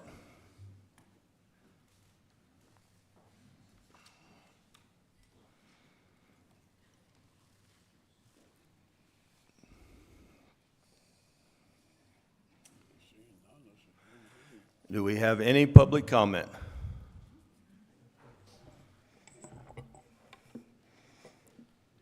Thank you. My name is Wendy Volk. I would like to thank the members of this Planning Commission for this opportunity to speak with you. I'm a longtime Wyoming resident, business professional, and someone who has spent decades working throughout southeastern Wyoming communities and landscapes. My family's historic ranch is located just south of the proposed Chugwater Energy Project. In addition, the proposed Laramie Range Wind Project near Horse Creek is directly adjacent to our family's ranching area in Laramie County. That project was ultimately denied a site permit by our local elected government because of unresolved concerns involving setbacks, compatibility, infrastructure impacts, and overall project scale. I share that because these issues are not theoretically for many of us. They are personal, regional, and increasingly interconnected. I will ask the Commission to look beyond this project as a single standalone application. Southeastern Wyoming is entering a period of accelerating industrial expansion unlike anything many of our rural communities have experienced before. We are now seeing major wind, solar proposals, transmission expansion, utility corridor construction, large temporary workforce housing proposals, hyperscale data centers that are discussions near Cheyenne, Laramie, Chugwater, Wheatland, all the way up I-25. And the Sentinel Missile Modernization Program just centered in F.E. Warren Air Force Base. These are no longer isolated project-specific issues. Workforce demands, the truck haul route conflicts, housing pressures, emergency services burdens, utility competition, road degradation, and land use impacts are becoming cumulative regional conditions across the southeastern Wyoming landscape. The broader context is why many residents have begun referring to this as the growing industrial build-out called the Wyoming Wind Wall. The concern is no longer about a single project or a single county. It is about the gradual transformation of an interconnected landscape stretching across southeastern Wyoming. Through overlapping wind projects, energy projects, transmission corridors, substations, industrial infrastructure, and related development pressures. The broader regional context matters when evaluating projects like Chugwater. The rail tie project outside of Laramie was supposed to have begun in 2021. They have now expanded it and delayed it to 2024, to 2026. Now they want to do it to 2029. This is a repeated pattern that's happening with these projects. If everything happens between 2027 and 2029, we are going to be in a heck of a pickle. The proposed Laramie Range project is now advancing to the industrial siting permit process, even after the Laramie County Board of Commissioners denied the project site permit. That should matter here. One county already determined there are still too many unanswered questions at the local level. At the same time, the Chugwater project documents themselves show continuing revisions involving setback verification, waiver requests, truck haul routes, road use agreements, transmission coordination, and changing engineering plans. The public record also shows county officials repeatedly requesting additional clarification compliance could be fully verified. That is not simply paperwork. It reflects the growing difficulty of reviewing industrial scale projects on this type of scale. I believe Platte County has both the authority and the responsibility to ask larger regional questions, such as what happens when major industrial projects move forward simultaneously across southeastern Wyoming? How do overlapping projects affect roads, emergency services, housing, agriculture communities, wildlife, water resources, and long-term land use stability? And next, at what point does a series of separate projects become a connected industrial corridor requiring broader cumulative analysis? We're talking landscape corridor analysis. Many citizens are not asking the county to oppose all development. They are asking for planning processes that match the unprecedented scale and pace at what is now occurring across southeastern Wyoming before the Wyoming Wind Wall becomes a permanent reality across the region. And thank you for your time and consideration. I'll be happy to answer questions. If you would like to see a copy of the Wyoming Wind Wall map that I created, there is no such map if you ask industrial siting for that map. You can find a map with the U.S. Energy Department that shows the 1,800 wind turbines that are currently in Wyoming, comprise 35 projects, but there is not one that also shows all of the projects like Chugwater that are in various stages of construction project approval. Thank you. Thank you, Wendy. Anyone else?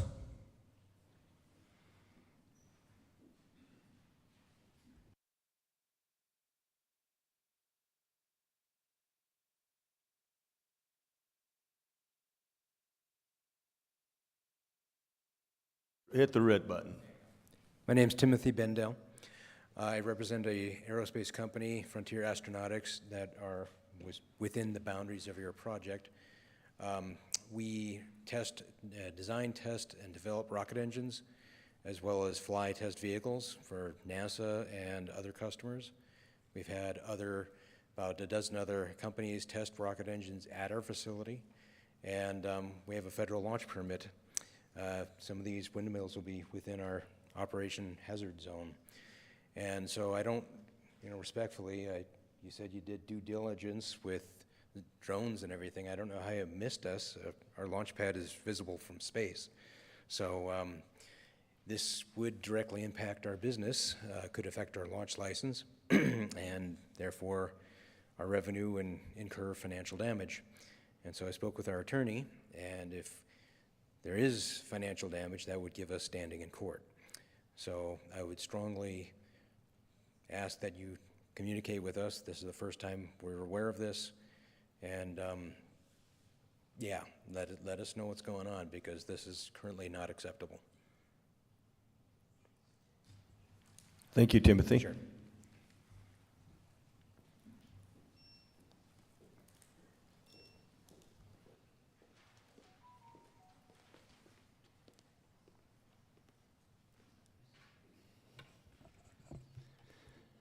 Good morning, Board. My name is Josh Hopkins. I am the mayor of the town of Chugwater. We understand and appreciate that anytime there is a industrial project, that it's going to have conflict with rural agricultural zones. And as a mayor of a town, I've recognized that compromise is not something that leaves pretty much anybody happy, but is necessary to move forward in development and projects and those types of situations. Additionally, Platte County has a lot of very important view sheds, and I know that there's various concerns amongst residents that have been made well known to you, the board, but that there are some that the planning and zoning rules identify as significantly important, such as Laramie Peak, and we do our best at the county level, I think, to protect that view shed. The town of Chugwater voted at its last regular meeting that we would like to protect the Chugwater Valley, which we understand to be everything south of the TY exit, as culturally significant, recreationally significant. There are state lands that are accessible to the general public, so it's not just private lands. It is actually something that people will use for hunting. There are ranching activities that happen there, but we recognize that the town of Chugwater, the name of Chugwater, comes from this valley. And so if we can offer any kind of protection to everything south of that TY exit down to Chugwater, both for our view shed and just to say the less that we can have in this valley, I think would benefit residents long term. We are, I guess, unfortunate and fortunate in some ways to not have something like the Tetons in a national park, things that have high level scales of federal and state protection, but I think it's obvious to all residents of Platte County that the Chugwater Valley, its vistas, and the significance and extra degree of beauty I think that we all find in that valley in itself for that mile or two or so north of Chugwater is very significant to the Swan Land and Cattle Company, the name of Chugwater coming from running the bison off of the bluffs and such like that. So, without kind of laboring into further detail, the town of Chugwater would like to see some protection from the transmission line that was proposed to go through there. And I want to make an additional point that the company, NextEra, has made an effort to reach out, and we've been in talks, and I think at this point we're still having ongoing talks about trying to solve this. So I don't want to pose this as we came to them, they said, buzz off and we're going to do this thing. I think that they're working very hard to try to respect the significance of this valley to the town of Chugwater, while also recognizing that there's obviously difficulties that they have to deal with.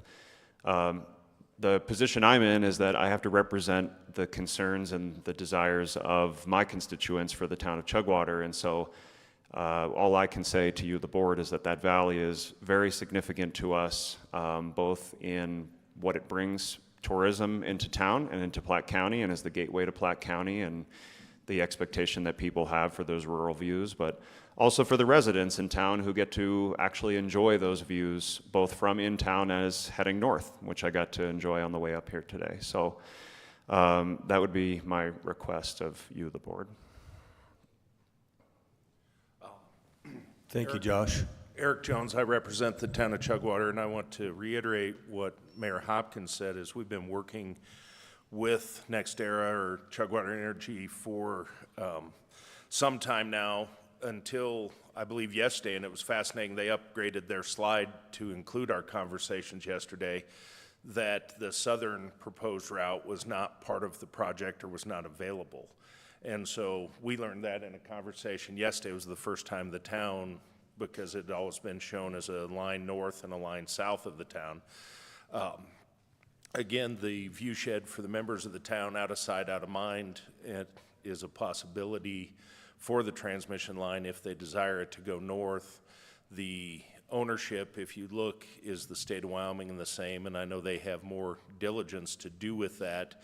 They did make a proposal that I don't fully, I mean, I understand what they're saying, but I haven't seen it. And we've, again, both these folks have been very good in discussing the issues with the town of Chugwater and where we're at, but I would pose it just as Mr. Shepherd, you build a new house, Mr. Collins, you've built a new house, and where you built those were for the views that you enjoy, and the town of Chugwater, you know, would like to preserve its view.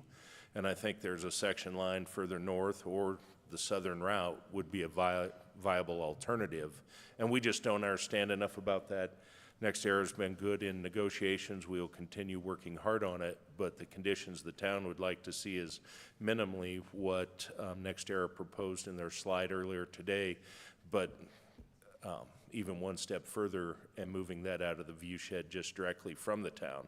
As the commission knows, the transmission line is just immediately north of the town line. It was originally, when they said they did discussions time ago, the line was going in where the REA line is through town, and the town said no to that. What happens with this, as anybody that's been in Platte County, and if you just saw Cheyenne Power and Light go through, is then you get a corridor of lines. Where one line goes, it lays the precedent for all other lines. And so that's one of the concerns. We have a good neighbor, at least the town of Chugwater thinks we have a good neighbor in this partner, but what's our next partner that's going to say, well, you already have a line there? And so that's some options that we'd like to propose to you folks about it, what to do, and you know what their response is. Like I said, we have had discussions, but we have not made finalization on that. Eric, I just have one question. Did the other condition that NextEra brought and added, the kind of material they were using, the poles, did that help, or have you taken that into consideration? That came to us last night in an email, and so I don't know what that material looks like to try to camouflage that pole. I think anything in a power line situation would assist it, but again, out of sight, out of mind type thing, looking at the bluffs. And so Mayor Hopkins and I, we talked about it this morning, and I know we'll have more conversations with Ms. Shaner and Anthony about this, because again, it's been something we brought up starting. It was mentioned again in February. That meeting was originally going to be in January, but because of our schedules, we didn't get it. So it's nothing that is brand new to either side, but we'd like to get a resolution. So Commissioner Shepherd, we have taken that, but we don't know what that means or what that looks like. Thank you, Eric. Does anybody else have any questions? Thank you both. Thank you.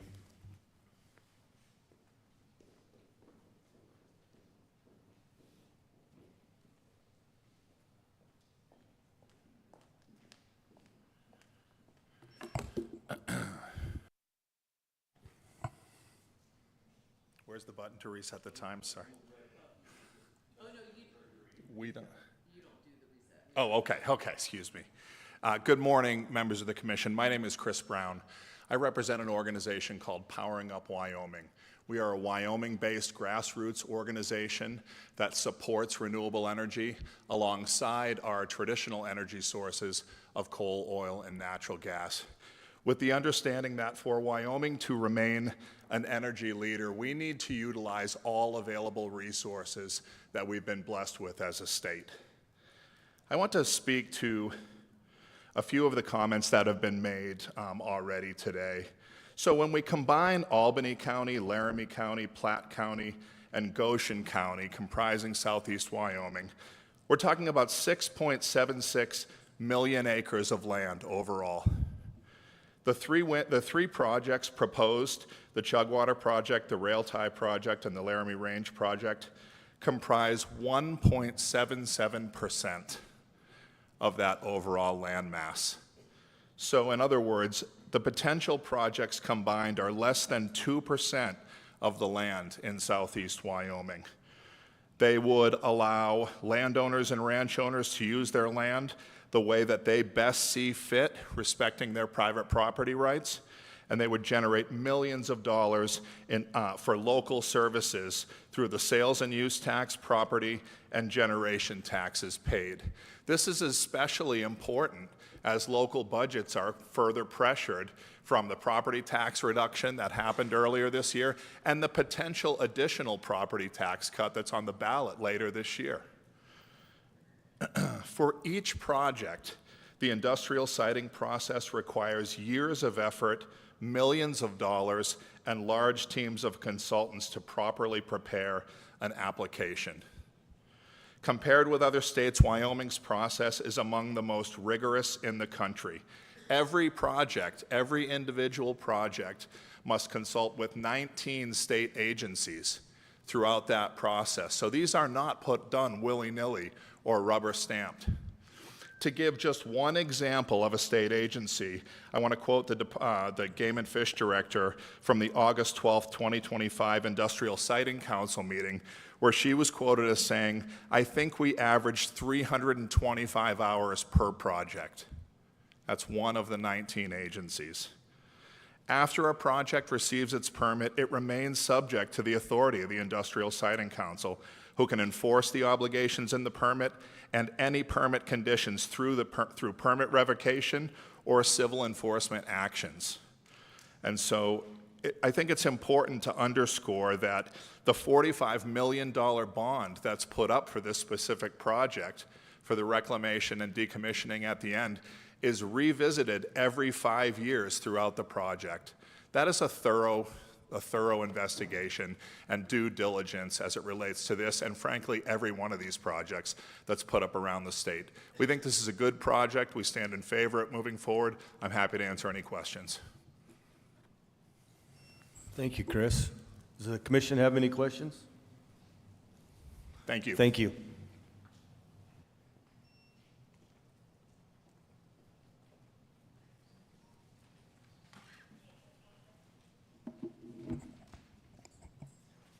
Hi, my name is Liz Fisk. I manage Wheatland Estates, formerly known as Park Lane Village, located in Wheatland, Wyoming.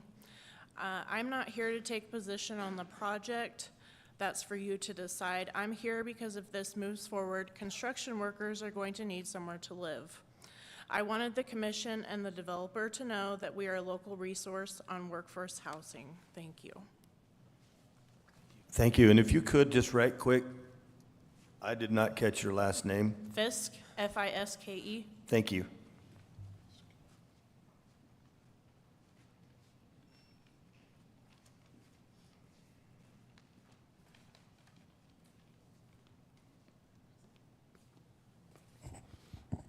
Mr. Chairman, Dan Kirkbride, Chugwater. Mr. Chairman and Commissioners, I'm simply going to read the letter that I sent to you and the Commissioners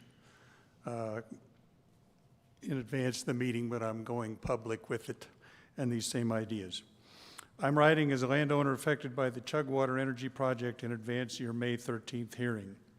Our 102-year-old ranch is a participant in the wind power project and in favor of its approval.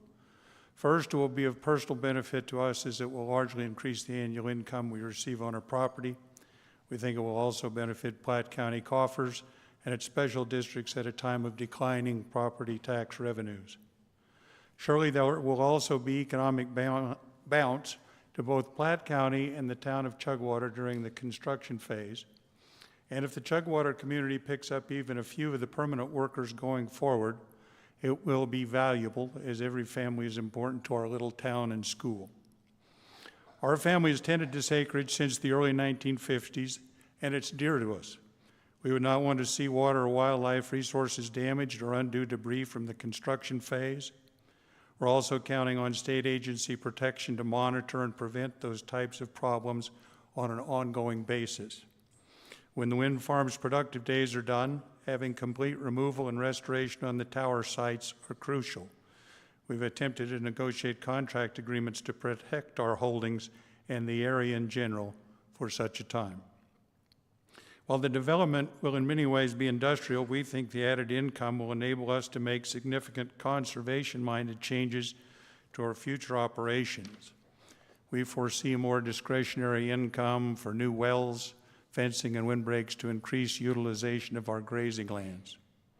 We also acknowledge that the entire project will change the nature and landscape of the area. While our portion of the project is fairly contained and remote, the project as a whole will affect the viewshed and perhaps the peace of mind of other community members. Given the private property rights of the landowners involved, we think the project should still proceed, but realize it's a hard situation for folks who will feel that they are captive to it. We live in a world of development. Transmission lines, railroads, power lines, power plants, roads, right-of-ways, and refineries dot the landscape, but they all contribute to the conveniences which sustain our everyday life. We have partnered with this project for the past 13 and a half years through leases and studies as the company has laid groundwork for actual transmission. We believe you'll find it trustworthy as it seeks to comply with your regulations necessary to launch. Your council has hard decisions ahead of you, and we hope you'll find wisdom and sound judgment as you proceed. Thank you for your conscientious deliberations. Dan Kirkbride, Vice President, Harding and Kirkbride Livestock Company. Thank you, Dan. Any questions? Thank you very much.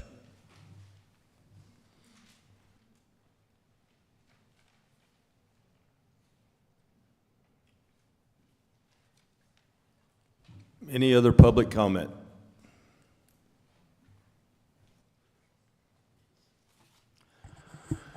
Hello, board. Some of you know me, some of you don't. My name's John Burns. I'm from Chugwater. I received a letter from the county planner as a rancher who owns land within the 1 mile distance from the proposed power line. I'm also serving currently on the Chugwater Town Council, so I share many of the same concerns that Mayor Hopkins and Attorney Jones does. In addition to that, I'm a two-term past mayor, so I have the good of Chugwater at heart, and have had for a long time. I also, well, the simple truth is Chugwater only has 3 good things going for it. We're a town in dire straits. Chugwater, number 1, they have proximity to a very nice large town 45 miles south Cheyenne. And then we have proximity to a very nice small town, Wheatland, 25 miles north. People can live in Chugwater, they can work in both places. There's nothing in Chugwater. The only other positive thing Chugwater has is its viewshed. People move there for the bluffs, they move there for access to the state land, they move there for the view. That's a simple fact. We need to protect that.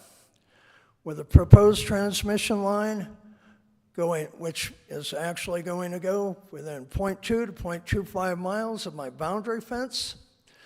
It's going to go right up on top of the bluff, right by those billboards as you make the Chugwater curve, and it's going to go on the bluffs. It'll be visible from the town. Nobody wants to live near a power line, a high transmission power line. That's a simple fact. We ask that the board require that NextEra go to the south or go to the north or find an alternate route.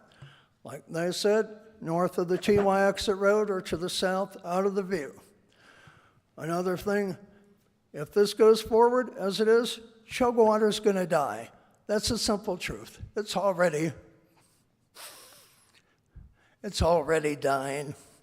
As a landowner near the town, I have what is some of the... Chugwater needs to expand and grow in order to get more people there.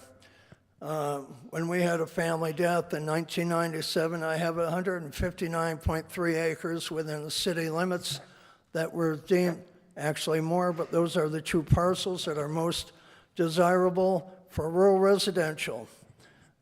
Certified appraisal deemed them highest and best use rural residential in 1997 and again in a revision in 2001. There's power lines going to go right by them. Nobody's going to want to live there. Chugwater needs to grow. That's the simple truth. We need to... The power line will kill Chugwater if it's within sight of the town. Simple truth. You know, the one speaker made the point about this project is only covering 2% of southeast Wyoming. We're concerned with a whole lot less than that. You know, basically, you know, probably 2 square miles. That's all we want to protect. That's what we need to protect. Otherwise, Chugwater is going to become a ghost town.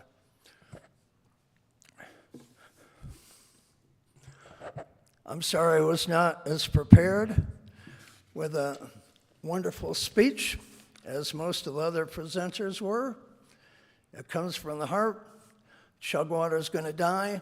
If this power line crosses the interstate, goes up on the bluffs within sight of the town, people are not going to want it. People are going to move away. I've already been told that. The town's going to further die. Thank you very much. Oh, by the way, I know what all of you are faced with considering. Minor point of interest, serving on the council right now.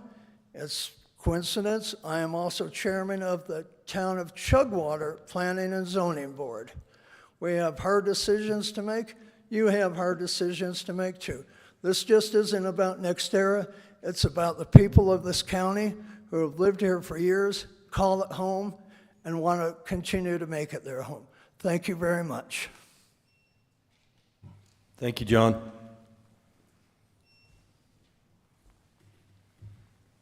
Any other public comment?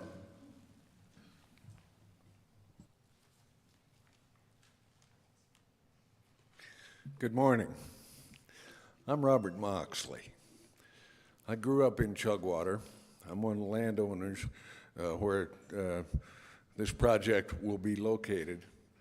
And I'm sure you know, but it's important to point out that the reason this project exists is because a large group of us farmers back a couple of decades ago almost put together a co-op, a wind co-op, where we all agreed together to pool up to 10,000 acres of land to offer to wind developers.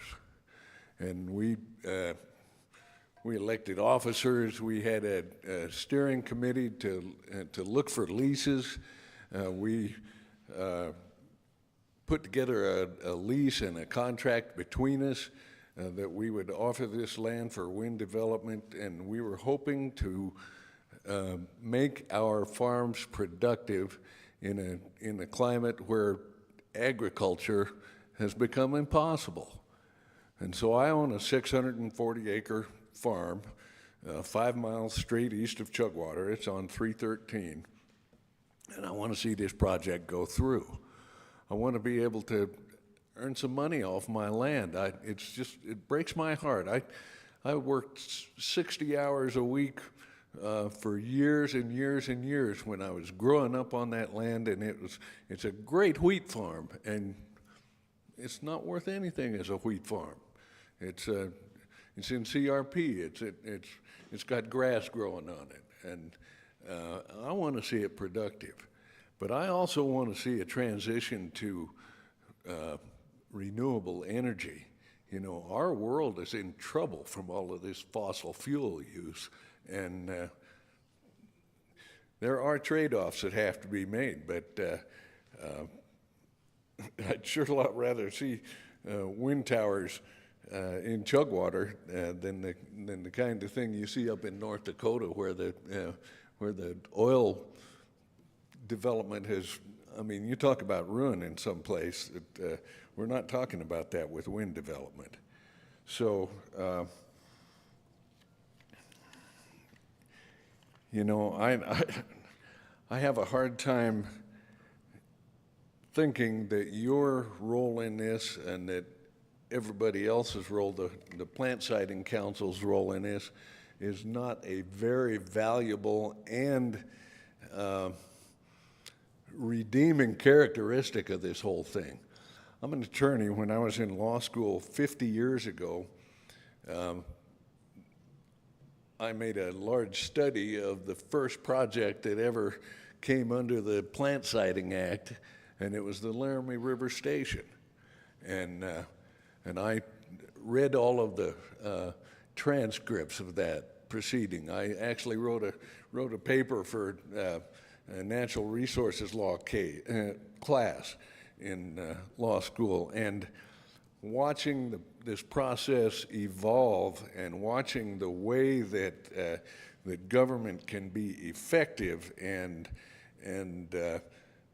really promote the welfare of the entire state and the community. I mean, it's impressive. It kind of puts a lie to the notion that the government is bad and that it's your enemy. I'm impressed by NextEra. They're not the first ones to hold our lease. They're the ones who finally came to own our lease, and it's wonderful because they're the best.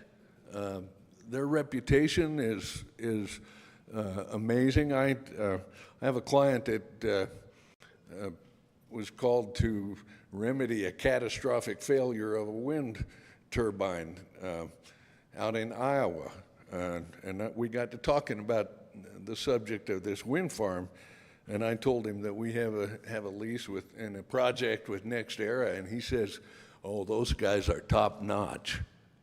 Said those guys, when they undertake to do stuff, they do it, and so I hope you're open to the notion of approving this project and of staying on top of stuff with NextEra, but I believe NextEra is the outfit to do this, and I think it would be, you know, it'd be bad for Chugwater for this project to be disapproved. You know, when Chugwater died, it was when the interstate highway went through, and when color televisions came out. People started going to, people started going to Cheyenne and Wheatland to buy their groceries. That's what happened to Chugwater. Chugwater will be fine, and this project will really help it. Thank you. Thank you, Robert. Any other public comment?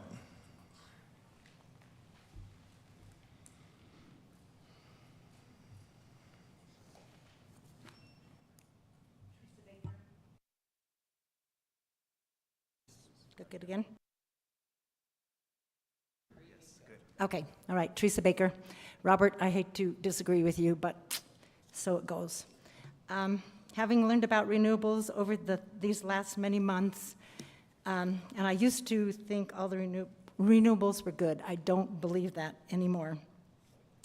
I would like my comments to be about land stewardship and how this proposed NextEra project does not fit the definition of good stewardship of the land God has entrusted to us. How so, you say? With 342,900 solar voltaic panels proposed to be on a little over 1,400 acres. And you need to think mile by mile. There's two of those, 2 full sections.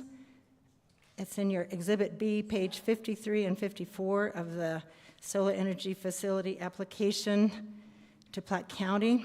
And per it being stated during the ISC hearings, the solar park will run approximately 2 miles right off Highway 313. Per the hearings in Chugwater, we learned there will be no sheep grazing under these panels. Therefore, this project will take out of ag 1,400 plus acres of precious land in our community. How is this good land stewardship? And not only is this land grab possibly happening here in our Chugwater community, it's a growing trend across America. I found, as of early this year, estimates indicate there are over 1.25 million acres of American farmland that have been converted to or covered by solar energy installations. I think it interesting, NextEra is wanting to leave the land used for this solar field zoned as ag, but also wants to put variances and waivers on it to use for industrial.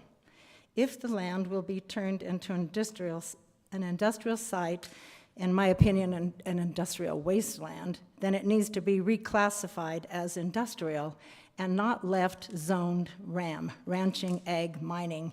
It's deceptive to leave it as ag when it's actually industrial. Another reason this is not good stewardship is that it is rated as a moderate solar source where sited. I looked up what that means. A moderately rated solar field is about 18 to 22% efficient. Is that what you consider to be good use for ag land, placing a very inefficient power generating project on it? Is this good land stewardship? If there is more and more need for solar power, why not build these facilities where they are at least more efficient? Try Arizona and Nevada. That's where there's the highest sun exposure. If this proposed NextEra Chug Energy project is permitted in Platte County, will you and the commissioners provide the family who will be surrounded by it with compensation? Their home and acreage will become worthless having a solar field all the way around them, 100 feet from their property line. They will have sound from the transformers and inverters to deal with as well. Will you help with this problem? How is it NextEra chose this couple, Earl and Sarah Wright, to be a part of the cost of doing business? I'm asking you as a planning and zoning to rethink the very lax Platte County solar regs. I think you are using the old regs because NextEra got their application to the county right before year end. Even the draft that we all sat and watched go through, and I brought some of it with me. I have a lot of marks. Anyway, going through this, take the time to redo the regs with better setbacks to better protect the citizens of our Chugwater community as well as all of Platte County.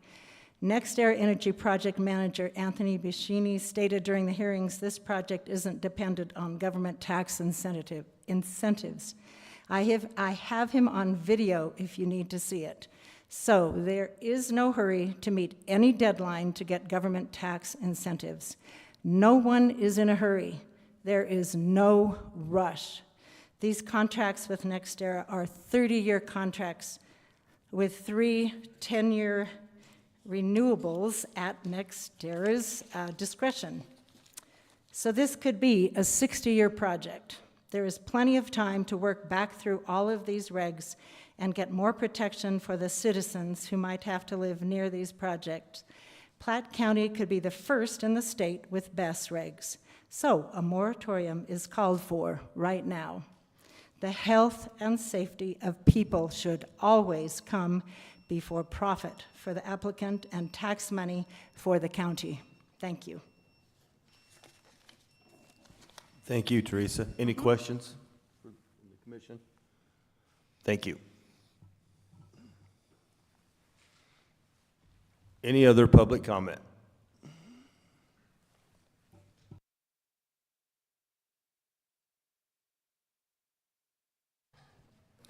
Good morning. Good morning, Chairman and committee. I'm still Jill Kaufman, and I'm just an ordinary person from an ordinary county named Platte. What we have here is quite an interesting situation. I want to address some things first. Climate change is a lie. We already know that.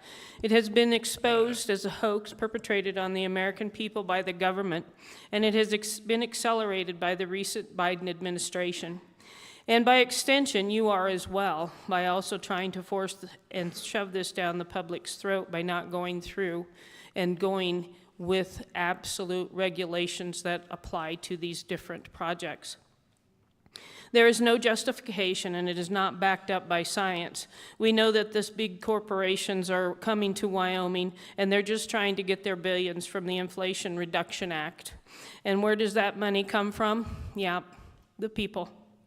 It is known statistic that, and it is publicly available, that ever since these green energy corporations have come to our state, our electric bills are somehow raised by 24 to 27%, and it continues to skyrocket across this state.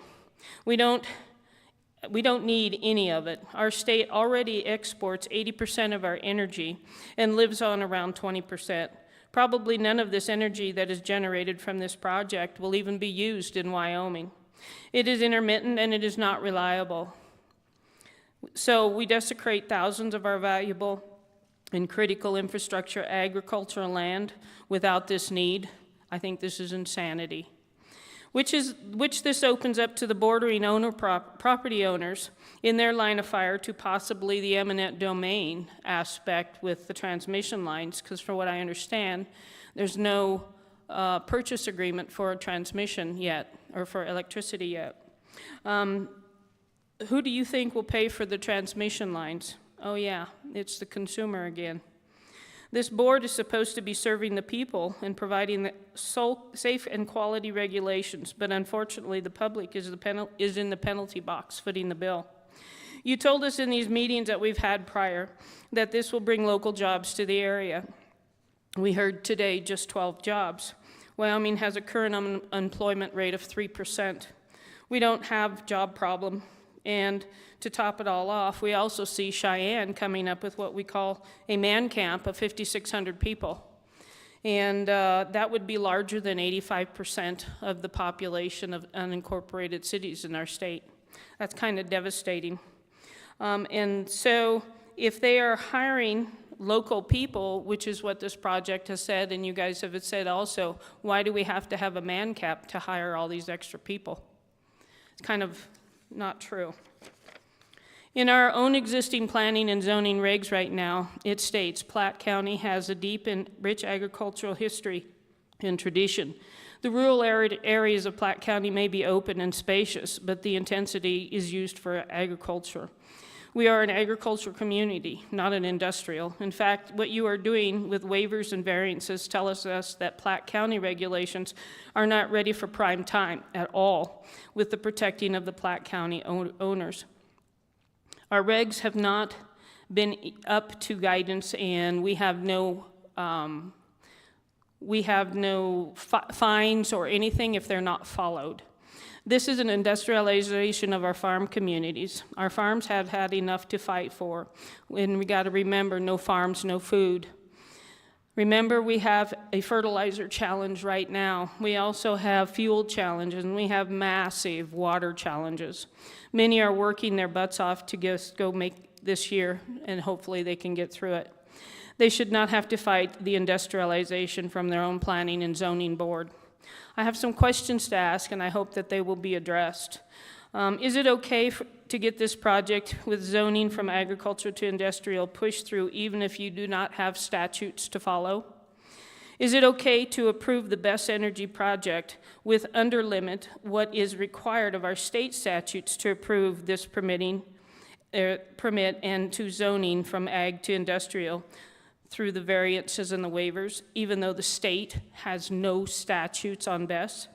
Is it okay to approve this rezoning to industrial permit with BESS with no county regulations? We don't have county regulations, you know this. To your oath state to protect the health and safety as well-being of citizens. So is it your decision here today to choose 30-some people that have contracted with this corporation and taking that precedence over the rest of the population of the community. There is a 30-plus health challenges, children and adults in this project. It has forced them to have to move to stay healthy and possibly totally move. Did you finally read the massive amount of documented evidence that was sent to you in your emails? I hope so. We asked before if some of the questions would be outside of our time frame, and it was told to us yes. Is that correct?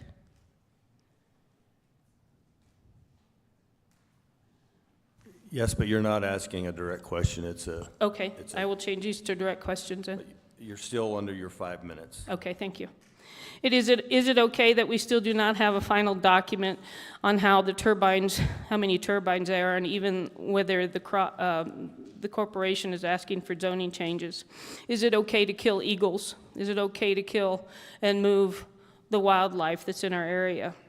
I'll summarize here. It says, I ask that you do not approve this, at least at this time, and go ahead and get permits and get correct regulations to supply this. This is a 30 to 50-year project. It seems to many of us that maybe you have forgotten your place in this whole purpose of the citizen of Platte County, and your whole purpose is to provide their health, safety, and well-being.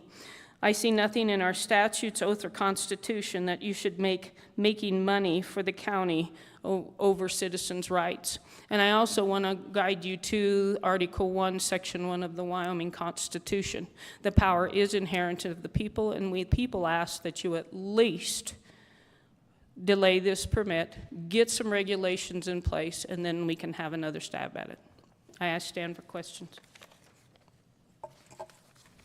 Thank you, Jill. Any questions? Thank you. Any other public comment?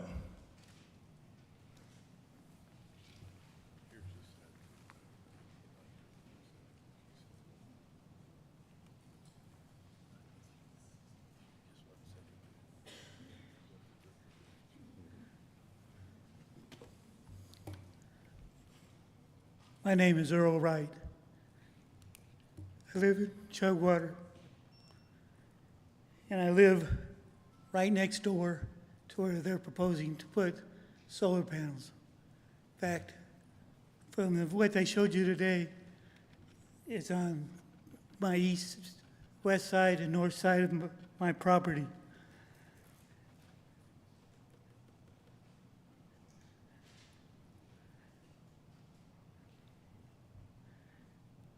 What I'm concerned about is the hum from the solar transmission panels as they go to the BESS system, and the heat that these panels will generate, what it will do to the temperatures around my property. It affects my trees and the animals that I don't raise. They're wild. I've got probably 15 to 20 bird nests right now.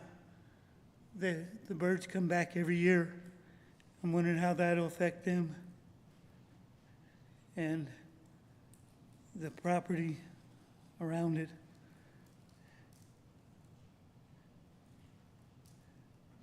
And you talked about the increased traffic on CS Road. You'd be amazed at how much traffic is up and down my road right there for only having 2 houses on it, from all the cattle being transferred and the wheat, or the feed trucks that come down there. In fact, my dentist enjoys the fact that that road gets so rough that I have to get my teeth fixed.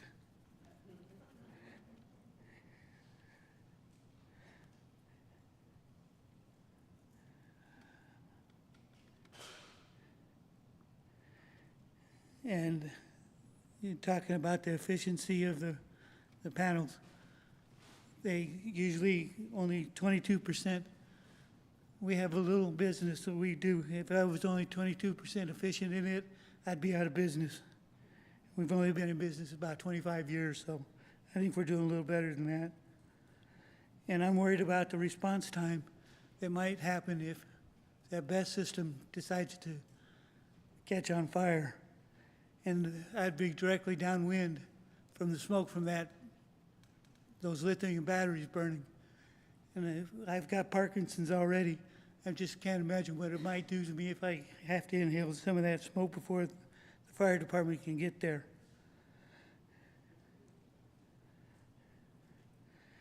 And if they put those panels around my house, my property would become basically worthless. I won't be able to sell it if I decided to move. If they put them there, that's what I'd have to do. Probably is move to get away from those panels.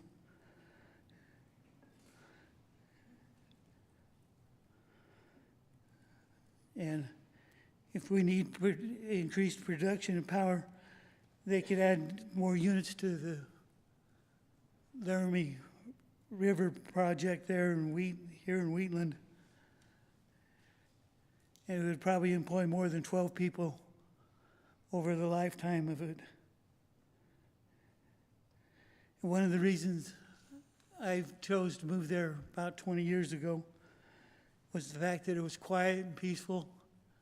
This morning when I left, I watched a herd of antelope out in the area where the panels would be.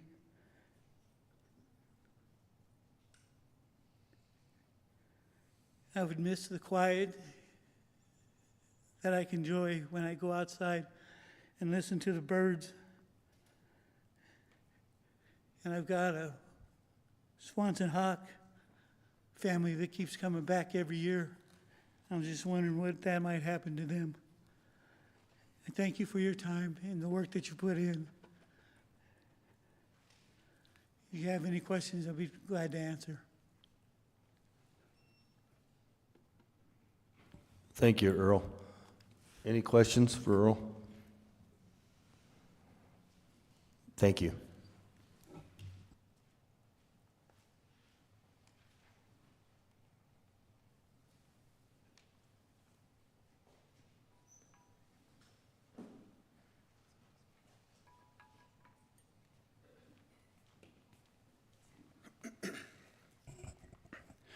My name is Cole Bogart. I'm here on behalf of our family.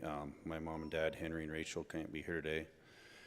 But they sent a letter. I don't think it made the deadline for you guys to see, but we've been in the Chugwater area for 30 years. And we've seen 5 different companies come through in 30 years that were looking to be part of wind energy. They've signed up with a couple.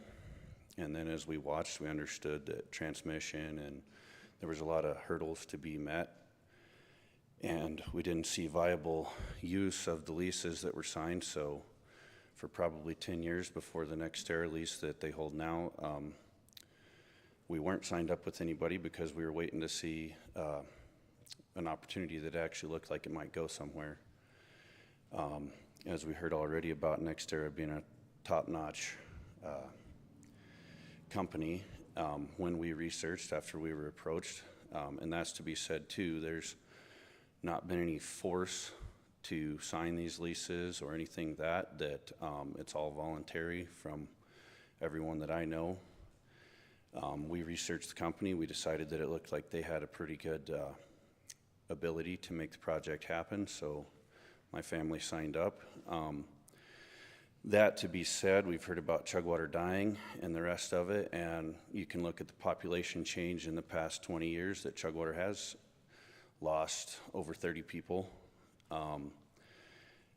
And that being said, when I graduated in 2004 from Chugwater, I left. I didn't see much opportunity on the family place for the time being.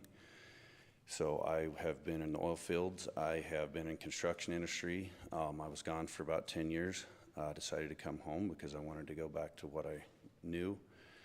But coming home doesn't mean that you can that's all you do. Generally, most of the places around, I understand there's more than one line of income on a farming and ranching organization, and I run a small trucking company along with running cows now, so it's not like I'm just running cows, and it still can be tight, especially this year with the grass situation, and looking at that and the opportunities that holding these leases hold for our family. I know in the past 10 years around when I graduated, there's only 6 people or 6 kids still in the local area doing business. And another one of them is in this room right now with Hardin Kirkbride. There's not much opportunity. Wyoming's not growing much. You either grow or you die. It never stays exactly the same. The only thing the same is that you have to change some if you want to grow some. And my math tells me at $180 million over 30 years of taxes to this county, I know it may not all be received exactly the same every year, but that's $6 million a year. That's 37.5% of the last fiscal budget between 24 and 25 for Platte County. That's pretty big. I'm in favor of this, obviously, as our family, and I'm in favor because the fact that it could help there to be some growth in the Chugwater area. I'm not expecting it to ever be a metropolitan area, but to have money like this come into the area, there's only been a couple other times that's happened. One of them was the interstate system, another one was the missiles, and now this. Doesn't happen very often, and it is a pretty good opportunity for Platte County. And I do hope that you have to consider the town of Chugwater and everything else that's going on, but I just wanted to say from our family that we're in favor of it. I like what it can do for the families that have remained here, and hope that you consider that. Thank you, Cole. Hey, before you leave, could you I didn't catch your last name either. Could you give me your last name? Bogart, B-O-R-C-H-A-R-D-T. Thank you.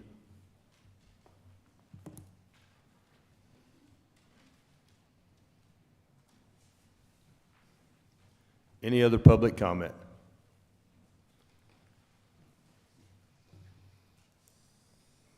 Any other public comment?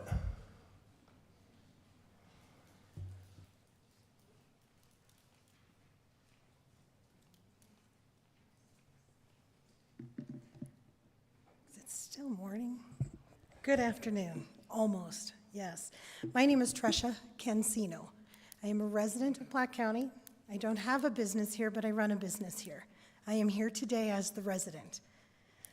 As someone who cares deeply about Platte County and the future of the place we call home, I support responsible growth and common sense decisions, which I know you guys have, that respects both of our rural way of life and the need to keep moving forward. Like many families here, I want to see our communities remain strong, our businesses supported, and opportunities available for future generations without losing character that makes Platte County special.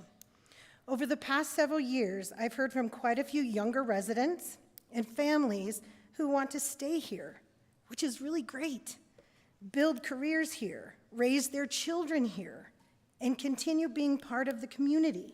But they also want to see opportunity, investment, and a future they can grow into. You've heard several of our residents say that we're dying. Chugwater's dying. You heard them say, with or without the project, Chugwater will die. I see growth. Everywhere I look, I see opportunity. And what I do see is NextEra come in with responsible solutions, responsible growth, responsible reputation, and a willingness to work and invest into our community, to work with our communities and invest into these communities, not just Chugwater. It spreads throughout Platte County. I believe NextEra's investment reflects an opportunity to bring thoughtful economic growth, more local partnerships, and long-term community benefit to our county. I respectfully encourage the Planning and Zoning Board to continue approaching these decisions with common sense, fairness, balance, and practical common sense again, as they consider what is best for Platte County now and in the years to come. That's all from me. Thank you, Tresha. You bet.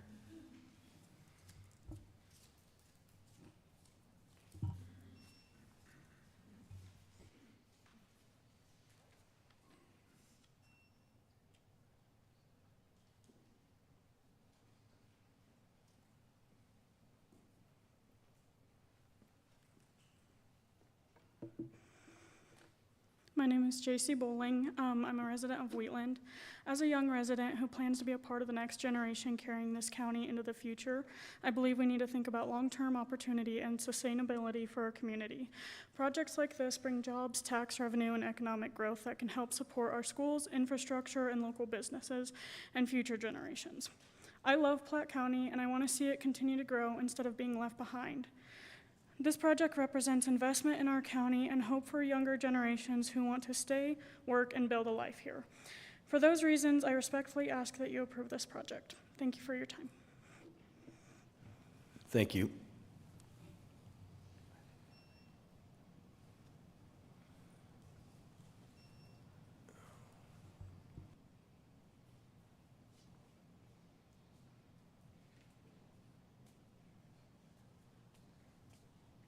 Hello, my name is Stacy Buckholes. My husband and I own a farm on the outskirts of this project, and many of you know me. I've worked in Platte County. I think what I would really encourage you all to think about a little bit is those of us who live on the fringes who maybe don't feel like we have a voice in this situation, especially with some of the unintended consequences or unintended taxes for some of us who didn't get in or chose not to engage in any wind leases or have any of these projects come onto our properties.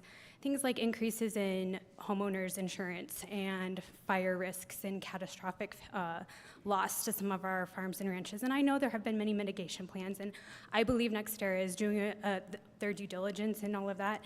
I'm not opposed to progress for progress's sake, but it is hard as a farming family to carve our living out on our little piece of heaven that we moved out to give our kids that kind of opportunity to grow up with things that we all valued. And so I would encourage you to think through some of those things and be very intentional.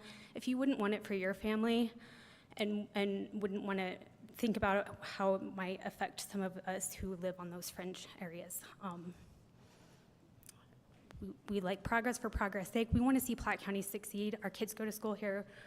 We support the communities, and we just want to see what's best for everyone and not just a few. Thank you.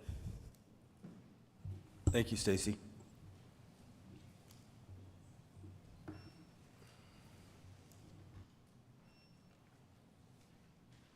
For all you people that are trying to make a public comment, if you would give us your name, speak clearly when you give us your name, if you would. Thank you.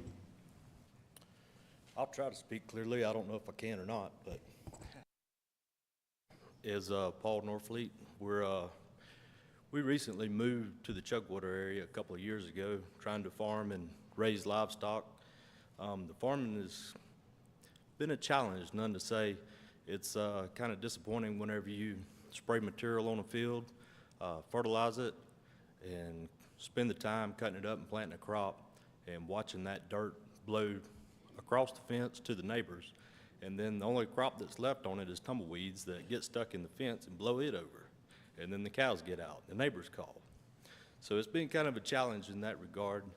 I think this project would allow the revenue to come in for our ranch to be able to look at some regenerative practices, to be able to introduce better species of grass for the livestock and the wildlife. I got a different idea on wildlife because we plant barley or wheat and they come in and eat it all. So that's kind of a disappointment in itself, but I guess we're all doing our part to feed the wildlife. Another part of our operation is grazing sheep under solar panels. We graze multiple sites, and what we found is those sites with the solar panels on allow us to graze several weeks longer than fields that do not have solar panels. What it does, or what we believe it does, it provides shade for the grass underneath and the plants to keep cool during the middle of the summer when it's hot. Condensation collects on the panels, drips off, and provides a little strip of moisture for that grass to keep growing. I haven't seen any issues. Seems like the panels absorb the heat and keep the animals cooler. And there's flowers and other things growing up under them. Seems like it's a win-win situation.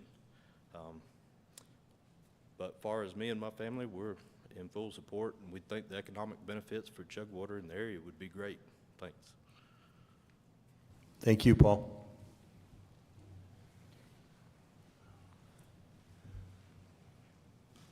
Any other public comment? Any other?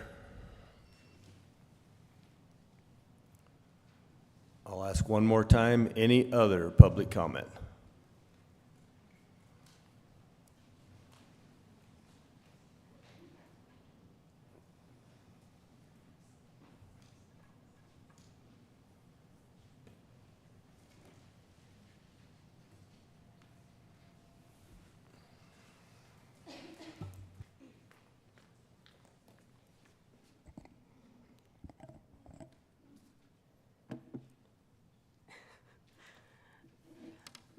My name's Catherine Stevens. So far, everyone in favor of this project has talked about the money. I'm not going to talk about the money because that's not your purview and should have nothing to do with zoning or rezoning. So as Platte County's Planning and Zoning Board, it's incumbent upon you all to review the application for up to 150 500-foot tall turbines for safety first. You guys are not an economic growth board or a commercial relations board. The reason we have zones for residential, rural, agricultural, and industrial areas is because they need to be regulated differently. This is precisely the problem with rezoning RAM land to be industrial overnight.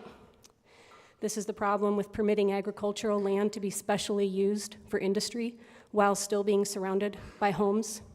The byproducts of industrial wind turbines emanate outward like ripples in a pond for miles in every direction. These byproducts don't respect property boundaries, and therefore must be zoned to factor in the distance required to keep human beings safe. Distance is the only protection, and it just so happens to be something that you all can control. Over previous meetings and hearings, you've all been presented with hundreds of pages of documentation that wind turbine vibrations cause harm to a significant percentage of the population. Over a month ago, I provided you all with a Google Docs link to dozens of peer-reviewed studies and papers documenting these effects. For the sake of clarity, I'll explain what has so many people like me concerned. Some noise is audible, some noise is not, but all noise is made up of sound waves, which are essentially vibrations. All sound waves have a wavelength. The distance from the valley to the peak to the valley is one wavelength. For reference, a 10,000 hertz wave, like the buzz of a mosquito, is just under 1.5 inches in length. A 1 hertz wave is 1,125 feet long. NextEra's acoustical engineer, right back there, told me on record that their turbines would produce vibrations starting at below 1 hertz with harmonics, like echoes, extending upward from there. So the vibrations produced continuously by NextEra's turbines would be over 1,000 feet in length. The reason this matters is that sound waves are only stopped or slowed by objects larger than their wavelength. So if the walls of your home or my home are less than 1,000 feet thick, those vibrations are going to pass right through and roll on unhindered through your neighbor's house and so on. Interestingly, they also travel underground. When I asked NextEra's acoustical engineer, right back there, on record whether they could prevent these vibrations from entering nearby homes, he answered simply, no. That's because protecting nearby homes is your job, and they're hoping you won't do it. But why do vibrations matter? Who cares if they pulse through my walls, my body, or my children's bodies? After all, NextEra has told many members of the public, and certainly the landowners who signed away their rights to speak against the project, that low-frequency noise and infrasound, the technical terms for these vibrations, are totally harmless.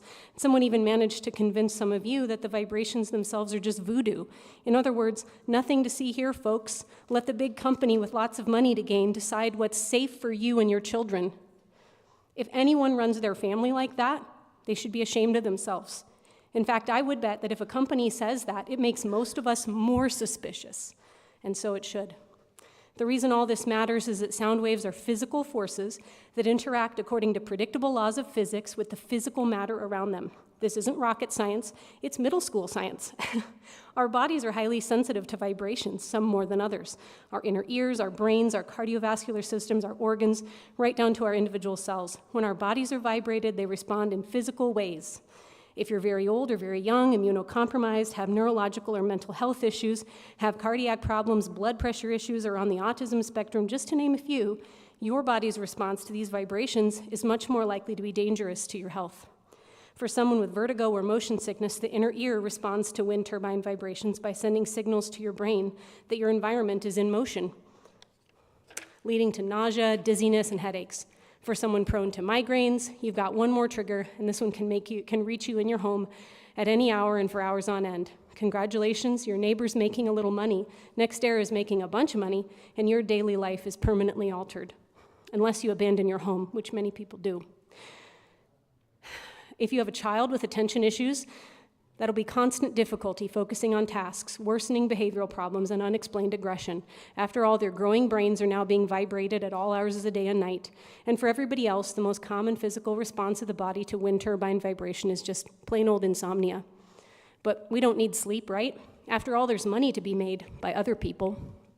As I said earlier, distance is the only protective barrier between industrial wind turbine vibrations and innocent, unconsenting human beings. The ISD set a 1.25 mile setback for my family for the health risks specifically. You must recommend special conditions to increase the distance, the setbacks between the wind turbines and our homes. Anything else is willful abdication of your duty, and you can't claim ignorance. I want to say too, this last sentence, regarding growth, my family moved here for the ag use of the land. The view, the wide open space, I know several others like us. If this project had been in place when we were looking, we would never have moved here. And I know I'm not alone in that. Thank you. Thank you, Catherine. Can you guys move the camera away since he's a minor? Just tilt it. Laura? Oh, I didn't realize it was remote.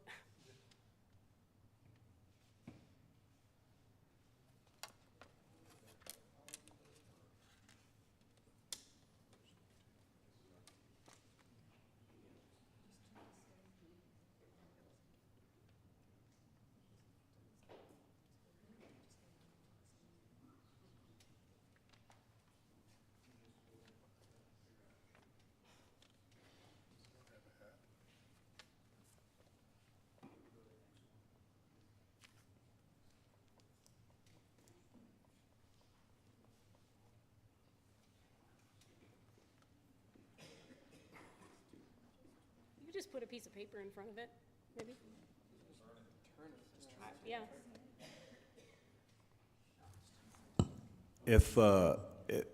Can we go through everybody else and then we'll just turn the camera and let your kids speak at the end?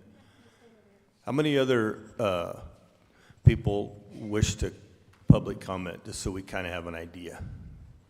By a show of hands, just one more? Okay.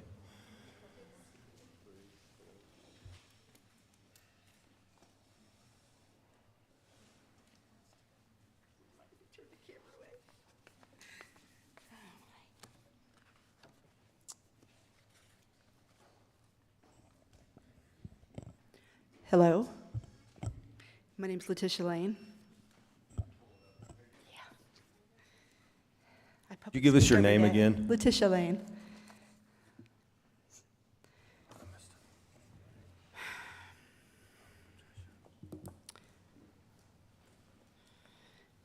Good almost afternoon.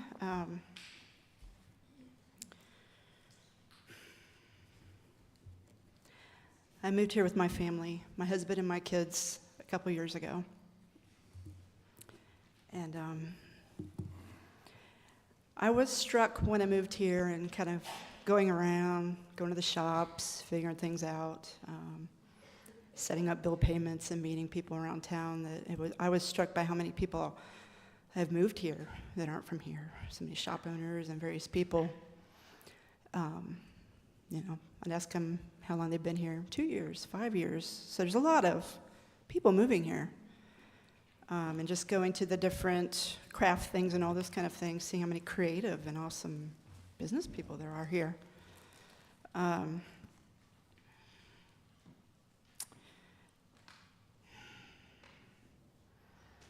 So there are many that have come here from other states. We haven't brought crazy things with us. open businesses like my husband has, raise families, bring new life and economy here. Not to be in a position here, but to become a part of this community. I'll just read some of my blurb here. Seeking sanity, community, and purpose. Chugwater and Wheatland are small town America. It's one thing that appealed to us. We're surrounded by wide open expanses and land and vibrant wildlife. There's a dream here in this small town, Wheatland and Chugwater, to live a life of quiet opportunity and freedom. And this interruption is something that I would probably reconsider even moving here, like others if I'd have known about it. I'm very concerned about the Chugwater project, putting it industrial farm on top of ag land, a small community, a school where many from Wheatland send their children, and have second thoughts if this does come there to pull their children out.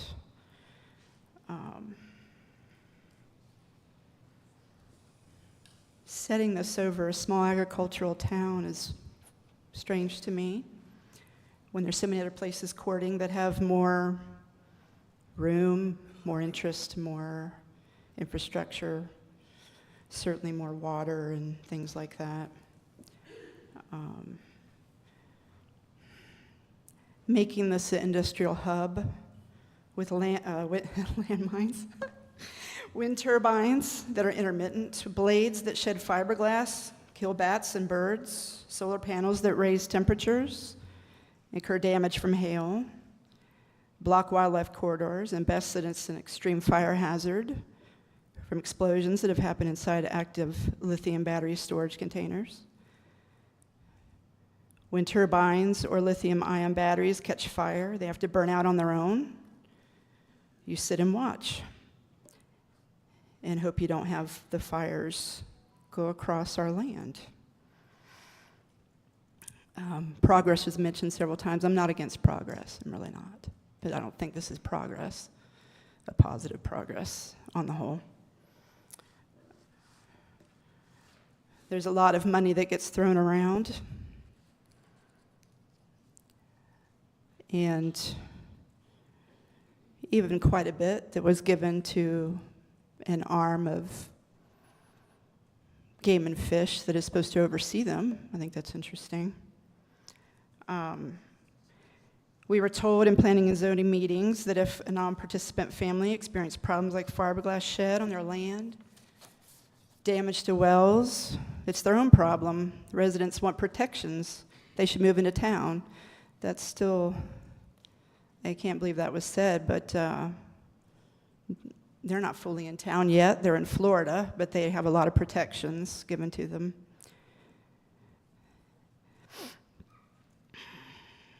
I'm not going to make it I have too much to say. I'll leave it with a quote, last quote here, from NextEra Energy Chair and CEO John Ketchum from June of last year. Our job at NextEra is to get electrons on the grid. I don't care what flavor they are. He added, I don't care if it's renewables, gas, or nuclear. I have to get electrons on the grid to accommodate all the demand that we see in this country and do it at a reasonable cost. If I can't get gas on until 2032 and nuclear on much later, I'm only left with one option, given there's only 3 ways to produce electricity in this country. That's renewables. So we need a bridge to get ourselves to 2032 when gas shows up. Wind is a bridge. It's a dinosaur. I don't see that they have a contract to sell the electricity that they want to make, but I do see in their company interests that they're ramping up to support energy and AI. And I hope that's not meaning data center here. I don't know how we would accomplish that, but I'll have to leave it at that. Thank you for listening. Appreciate it. Thank you, Patricia.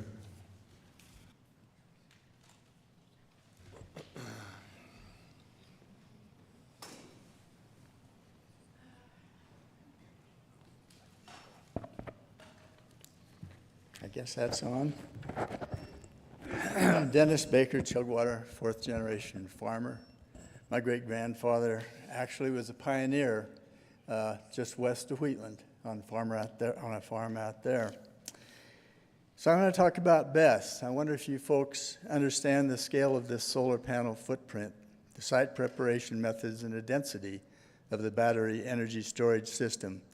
You should know, but for those who don't have this information, I hope to give you some food for thought. The number of solar panels is 342,900. They will occupy 900 acres initially and eventually increase to 1,400 acres, approximately a 56% increase. Typically, the site preparation involves scraping the topsoil and putting it in a pile, then leveling and compacting the exposed soil before installing solar panels. The topsoil will be replaced at the end of the 30 or so year life of the project. There are other methods, but either no one knows that answer or NextEra has not chosen to disclose their plan. The number of BESS storage containers is 190. We are guessing 20-foot long containers will be used. This information has not been released at this time either. AI says a 20-foot container can weigh between 26,000 to 120,000 pounds. If we use the in-between number of 73,000 pounds, that's 36.5 tons per container. This concentrated weight, 3,000 to 3,500 pounds per square foot, will require specialized foundations. More concrete, I imagine, but more on this later. So 190 containers are equivalent to 6,935 tons of lithium-ion batteries. For those who have been watching the news, back in April of this year, a lithium battery recycling plant caught fire in Maddington, Perth, Australia. This fire put out billows of thick, contaminated smoke. How many tons of particulate matter released was not stated, but in all, there were 80 tons of lithium-ion batteries that burned. Several fire hoses were spraying water at the edges of the buildings in an attempt to keep the fire from spreading. One of the videos mentioned the difficulty of reclaiming the contaminated water from the street and sending it to a special decontamination facility. You can watch the video I'm referring to on 7 News Perth. The video is also on Facebook and other sources. Do a search on Perth, Australia, lithium-ion fire. The one I am referring to is 2.49 minutes long. If you watch the video, you'll notice that heavy black and white smoke are coming from the fire. Towns miles away were told to shelter in place, close windows, shut off air conditioners. Certainly, some chemicals were being volatilized by the 1,830-degree thermal runaway fire, as the applicants claim. However, in Perth, the smoke and contaminants were traveling at a low altitude away from the fire. As dangerous as these fires are, you are being told that they seldom occur and the bad chemicals all burn up in the heat. And there's no contaminated water because there's no direct spray on the fire itself. In the case of an active BESS system, in theory, the water is being sprayed on containers next to the fire to prevent them from igniting. Containers are only 3 foot to 10 feet apart. Do you really think none of this water will be contaminated directly, by accident, or settling particulate in the spraying water from the smoke itself? An 80-ton lithium-ion fire had fire hoses spraying next to it for hours. How many gallons would that be? 1,500 to 2,000 gallons of water a minute per hose is a lot of water. Let's ask a fireman.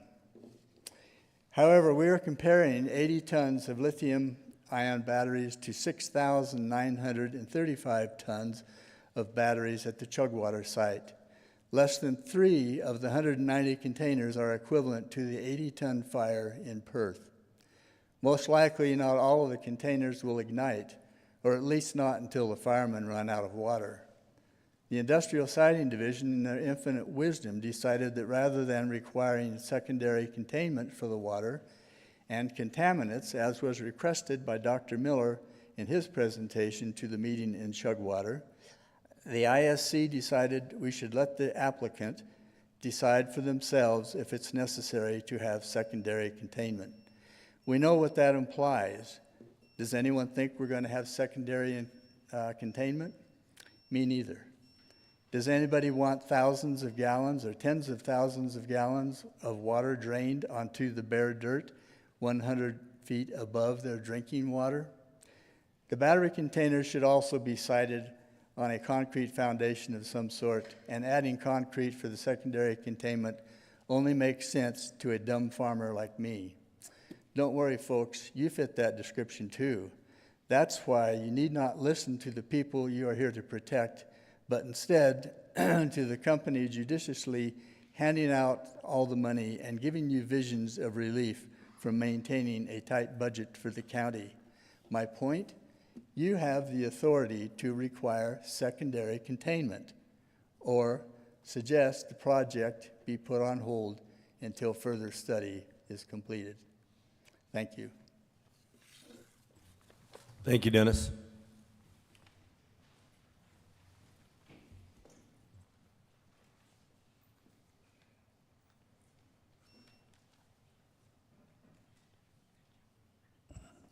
Hello, I'm Lucinda Fortick from Chugwater, and I know we've heard from people that have lived here a long time and other people that just recently moved here. I was actually part of the original project that started in 2008, and so this project has been in the works for many years, and we've looked forward to this project for many years. And it's been a long road to get here. And we've been very impressed with NextEra. They listen to the people, they listen to the requests, they're doing their best, they're helping the communities. And I think that they're a good steward and a good neighbor. They're the best company that could do this project. We all know that we have wind.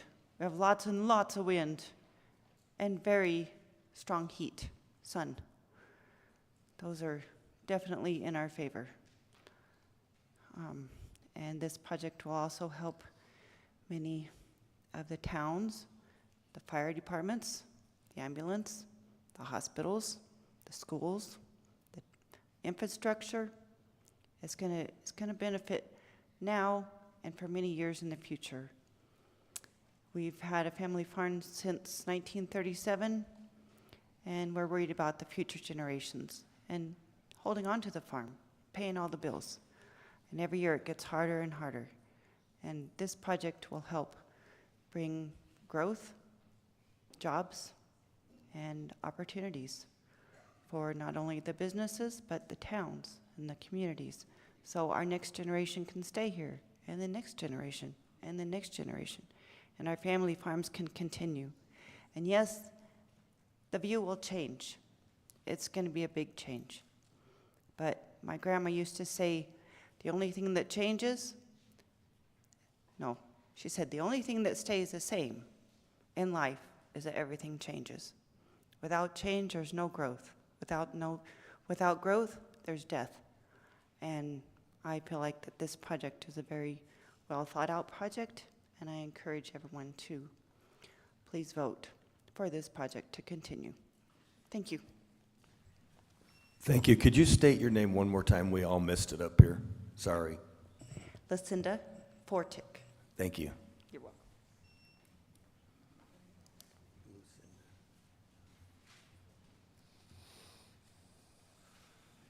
Any other public comment before we do the children? Any other?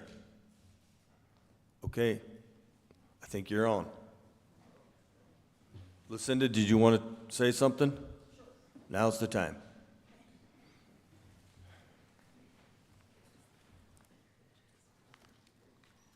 Lucinda Houchins. I would just like to commend Dennis Baker for that amazing presentation on the BESS. There's so much to talk about here. I have a lot of questions. And before we go on, Marty, I asked you at break if we would have time to ask individual questions to the NextEra people, because there are things that are discrepancies within their documents, but I didn't want to take away my time from this. Can we do that? How about you ask us the questions? Oh, later, No. And then we'll ask next, Tara. but not during my presentation, right? No. Okay, good. Thank you. Perfect.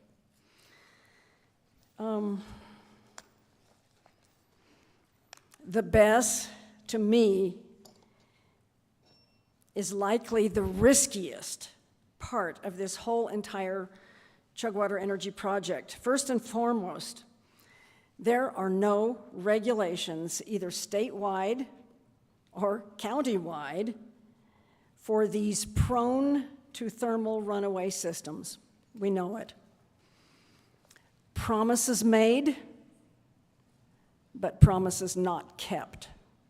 Our county commissioner chairman promised us that BESS would never be approved until we have BESS regulations in place.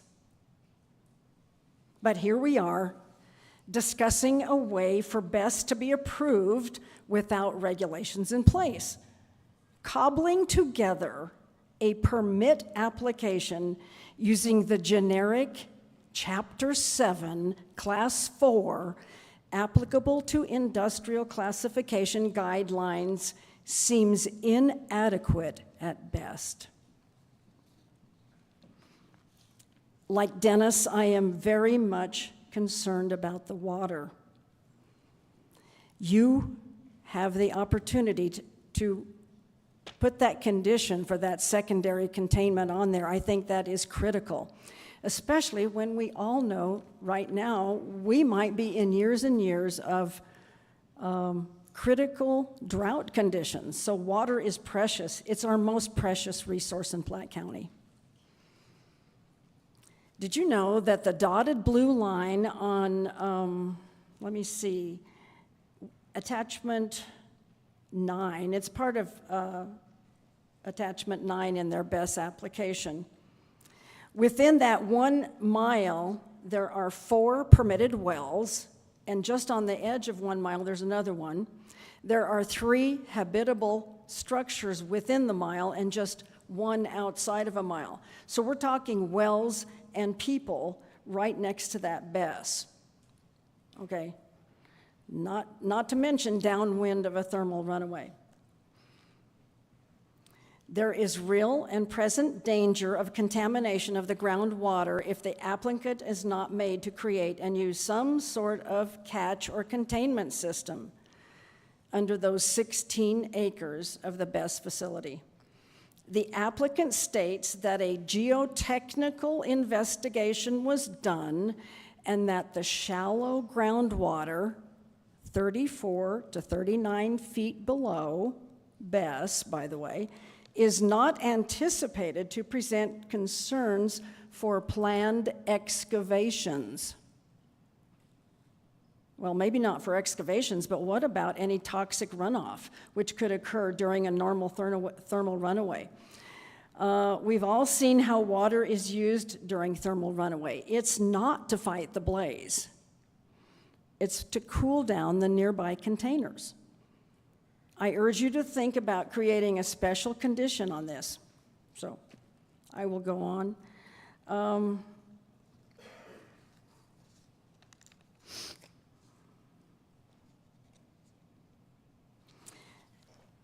Going back to how they're cobbling this together. The minimum submittal requirements for approval of a special use permit under AC on this Chapter 7 asks for a copy of all approved permits needed to meet the requirements of the Wyoming state agencies for their review of proposal. Here's the big problem. There is not a list of these agencies for BESS permitting. So who came up with the list? Well, most likely the person who filled out the application. NextEra chose to list 3 of the 19 agencies on their application for BESS. They chose the DEQ, the Wyoming State Engineer's Office, that makes sense, and WYDOT. And in her deficiencies letter, our planner asked about, a lot of those permits were pending final decision. They changed the pending till will be obtained. To me, it's all the same. It's still pending, right? Will be obtained. So I hope that you guys consider all these things. And one more, just let me add one more thing. I think the one thing they left off of this list was the Wyoming Game and Fish. That's critical because the Hawk Springs pronghorn herd travels through that area of the Bess and the solar farm. So I think they should be on that list as well. Now, maybe they're not on the list because they're covered in other things, but I think they definitely should be on the Bess list. Thanks for your time. Thank you, Lucinda. Yep. Thank you.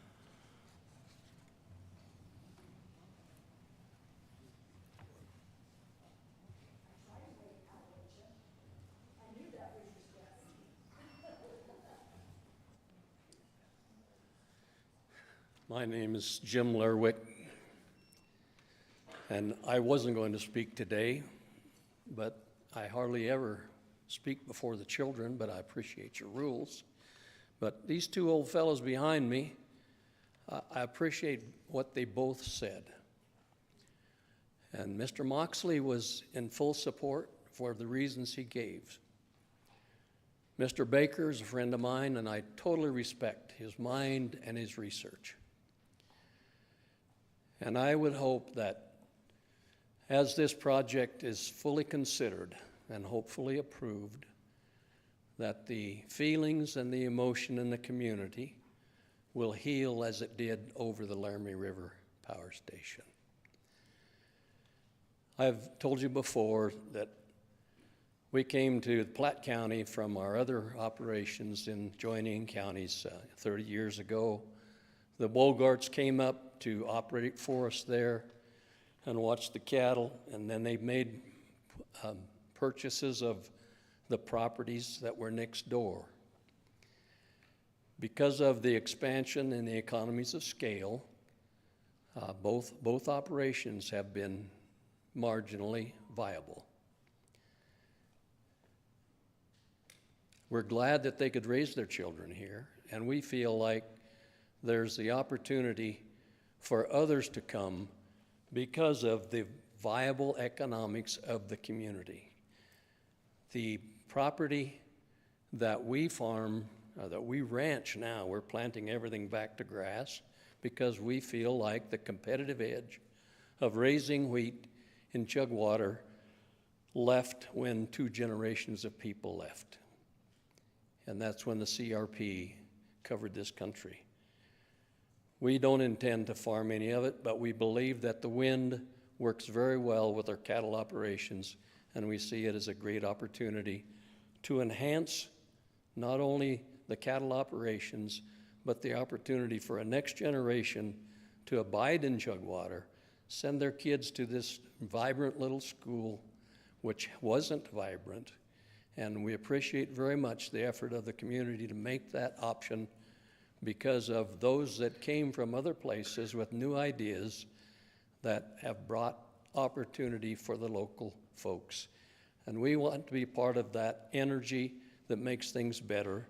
And we appreciate each and every comment, those opposed and those in support of the project. But most of all, we appreciate you as the commissioners giving time and thought and effort to working out the process in such a way that the best opportunity can be presented. Thank you. Is there any question? Thank you, Jim.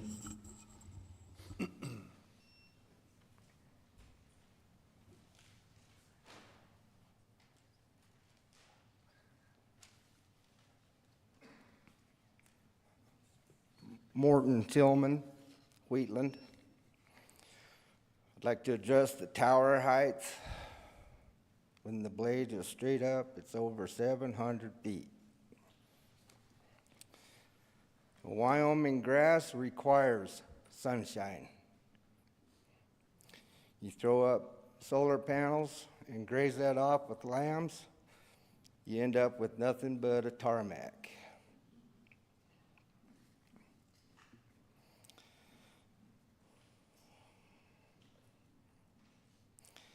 And that will grow nothing but Russian thistle, like we all know.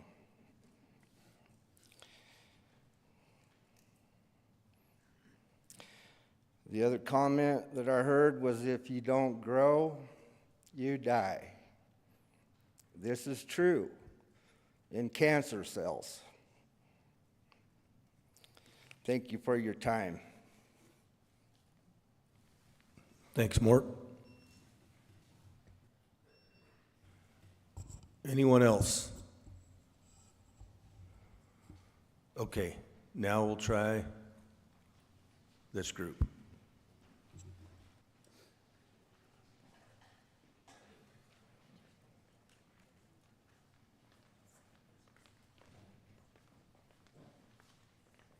Is it just off? Sure. Can I stand there so that I can have a video of him? Nobody minds if I stand right there? Okay. I didn't want to break any rules.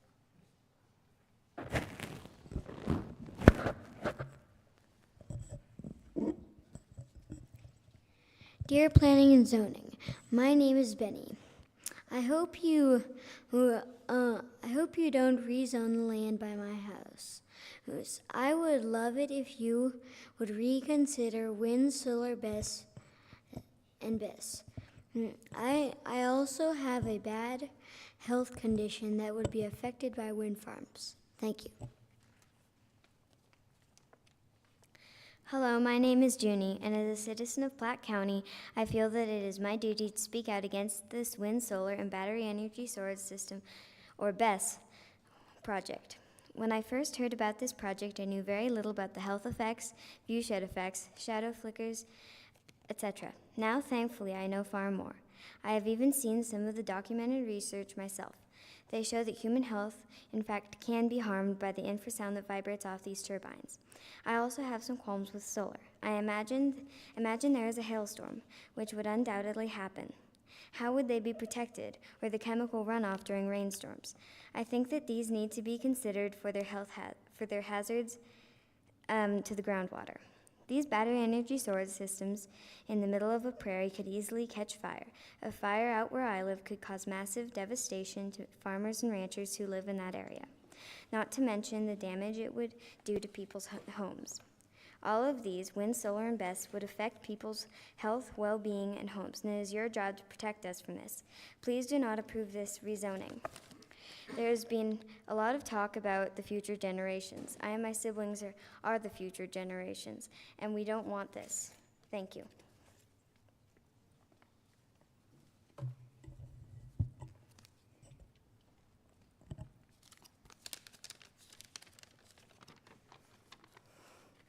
Hi, my name is Honora. I've been learning about the solar panels, and I think they're a good idea for rooftops in cities. I don't know why they're usually built over good ag land. Our land here in Platte County may be dry, but it's good land. Putting solar panels on it will only ruin it for my generation. A few summers ago, we had baseball-sized hail. Every roof on our homestead was dented. That is just something that happens around here. The next time it happens, if those solar panels are in the way, they'll be cracked and broken, and the rain will wash all those toxic chemicals onto the ground. Once the chemicals are on the ground, they can never be cleaned up. Eventually, they would soak into our groundwater. Our family's well is our only source of water. It's the same for everyone who lives here.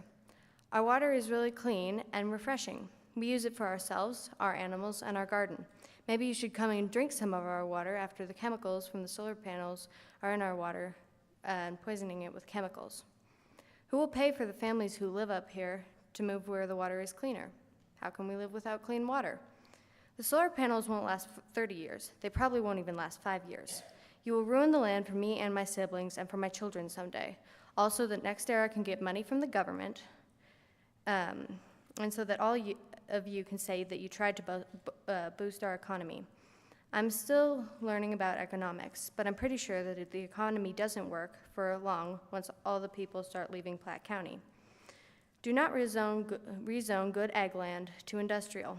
It is your job to do what is best for the people of Platte County. Thank you.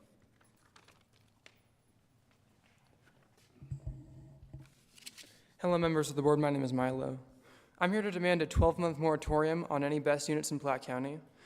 I've been paying a lot of attention at all these meetings and hearings, and since the safety of the public should be your primary concern, we, the public, have made sure that you're well aware of the inherent risks involved in siting 190 shipping container-sized lithium-ion battery packs in the middle of tall prairie grass. After all, this is one of the windiest places in our country. It's actually too windy for efficient wind power generation. And we're in the middle of one of the most severe droughts in recent memory. You've been given months to review hard data showing that lithium-ion battery technology is prone to explosions and fires and has already been replaced by better technology in other countries. So why would NextEra be moving forward with lithium-ion? Well, because it's cheap and readily available. Why would we want unsafe, second-rate, out-of-date technology with no decommissioning plan in sight permanently placed in the middle of our beautiful Chugwater Flats? My fellow citizens might not know about these facts, but I for certain know that you all do. My family recently went to the Discovery Day event in town where we spoke with several anonymous Platte County firefighters who shared our concerns. They admitted that the continuous use of our groundwater to saturate the dry land surrounding a BESS fire for weeks on end could pose a threat to surrounding wells. Of course it would. Yes. Our well is one of those. It has been strong and steady since 1915, when our house was constructed. But will it be able to withstand the drain of fighting a weeks-long fire through a drought? Not to mention the whole construction process and pouring all the foundations and concrete pads and everything for this whole project. No one can tell us, though, if it's actually going to stand through it, because it's uncertain, and that's unacceptable. As our Planning and Zoning Board, you have the responsibility of standing up to NextEra, because they put profits ahead of people time and time again, and really don't care if our wells go dry, because they don't drink from our wells, they drink from water in Florida. As a county, we must demand more stable battery chemistry and safer technology, because NextEra's cheap options put us at risk here in our agricultural zone. After all, we didn't buy land in an industrial zone. We signed up for agricultural risks, not industrial hazards. My mom had the opportunity last year to participate in the ISD hearings for this project. In advance of the hearing, my 10-year-old sister told us that she was scared of having a bunch of BESS units so close to our home that could start a prairie fire that would threaten our home. My mom asked NextEra's BESS expert, who I believe is sitting back there, if he could guarantee for her that my sister's fears would not be realized. He couldn't. Of course not, though, because he knows, and everyone here knows, hopefully, that this is an industrial-scale project that's being talked about, and that brings with it industrial-scale risks. The problem is my family didn't sign up for any of those risks. None of the surrounding landowner families signed up for those risks. Our regs here in Platte County don't provide any protections for us against BESS fire danger, water contamination, or air toxicity, because we don't even have regulations for BESS. Now that you're all scrambling to come up with some BESS regulations, after NextEra has already applied, all while they're breathing down your necks trying to make the weakest, least protective regulations possible so as not to get in the way of their big plans for our county. This is a racket and a scam. I love capitalism and business, but what NextEra is doing is not good business. It's not ethical or safe. It's reckless, very reckless, and they're counting on you all to nod your heads at it and just look away from the dangers. They're asking, and hopefully you're not asking, but you might be, real families with children to bear all the risks for these batteries while NextEra gets all the incentives. This is a bad deal for Platte County, and it puts our homes, our wells, and our families at too great of a risk. Give the community time to have input on BESS regulations. One of Wyoming's foremost experts on BESS lives right here in Platte County and has testified before you. Not today, but previously. We need a 12-month moratorium on BESS projects effective immediately. Anything less is blatant regulatory capture, and your community will hold you all responsible. Thank you for your time. Thank you all. Is there any other public comment? Any other public comment? Any other? All right, at this time I will close it to public comment, and I think we're going to take a break for lunch. Is that my understanding?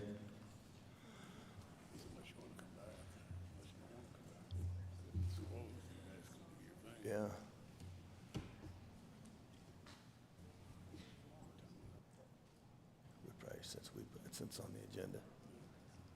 Yeah, we'll take an hour break and we'll come back. Thank you.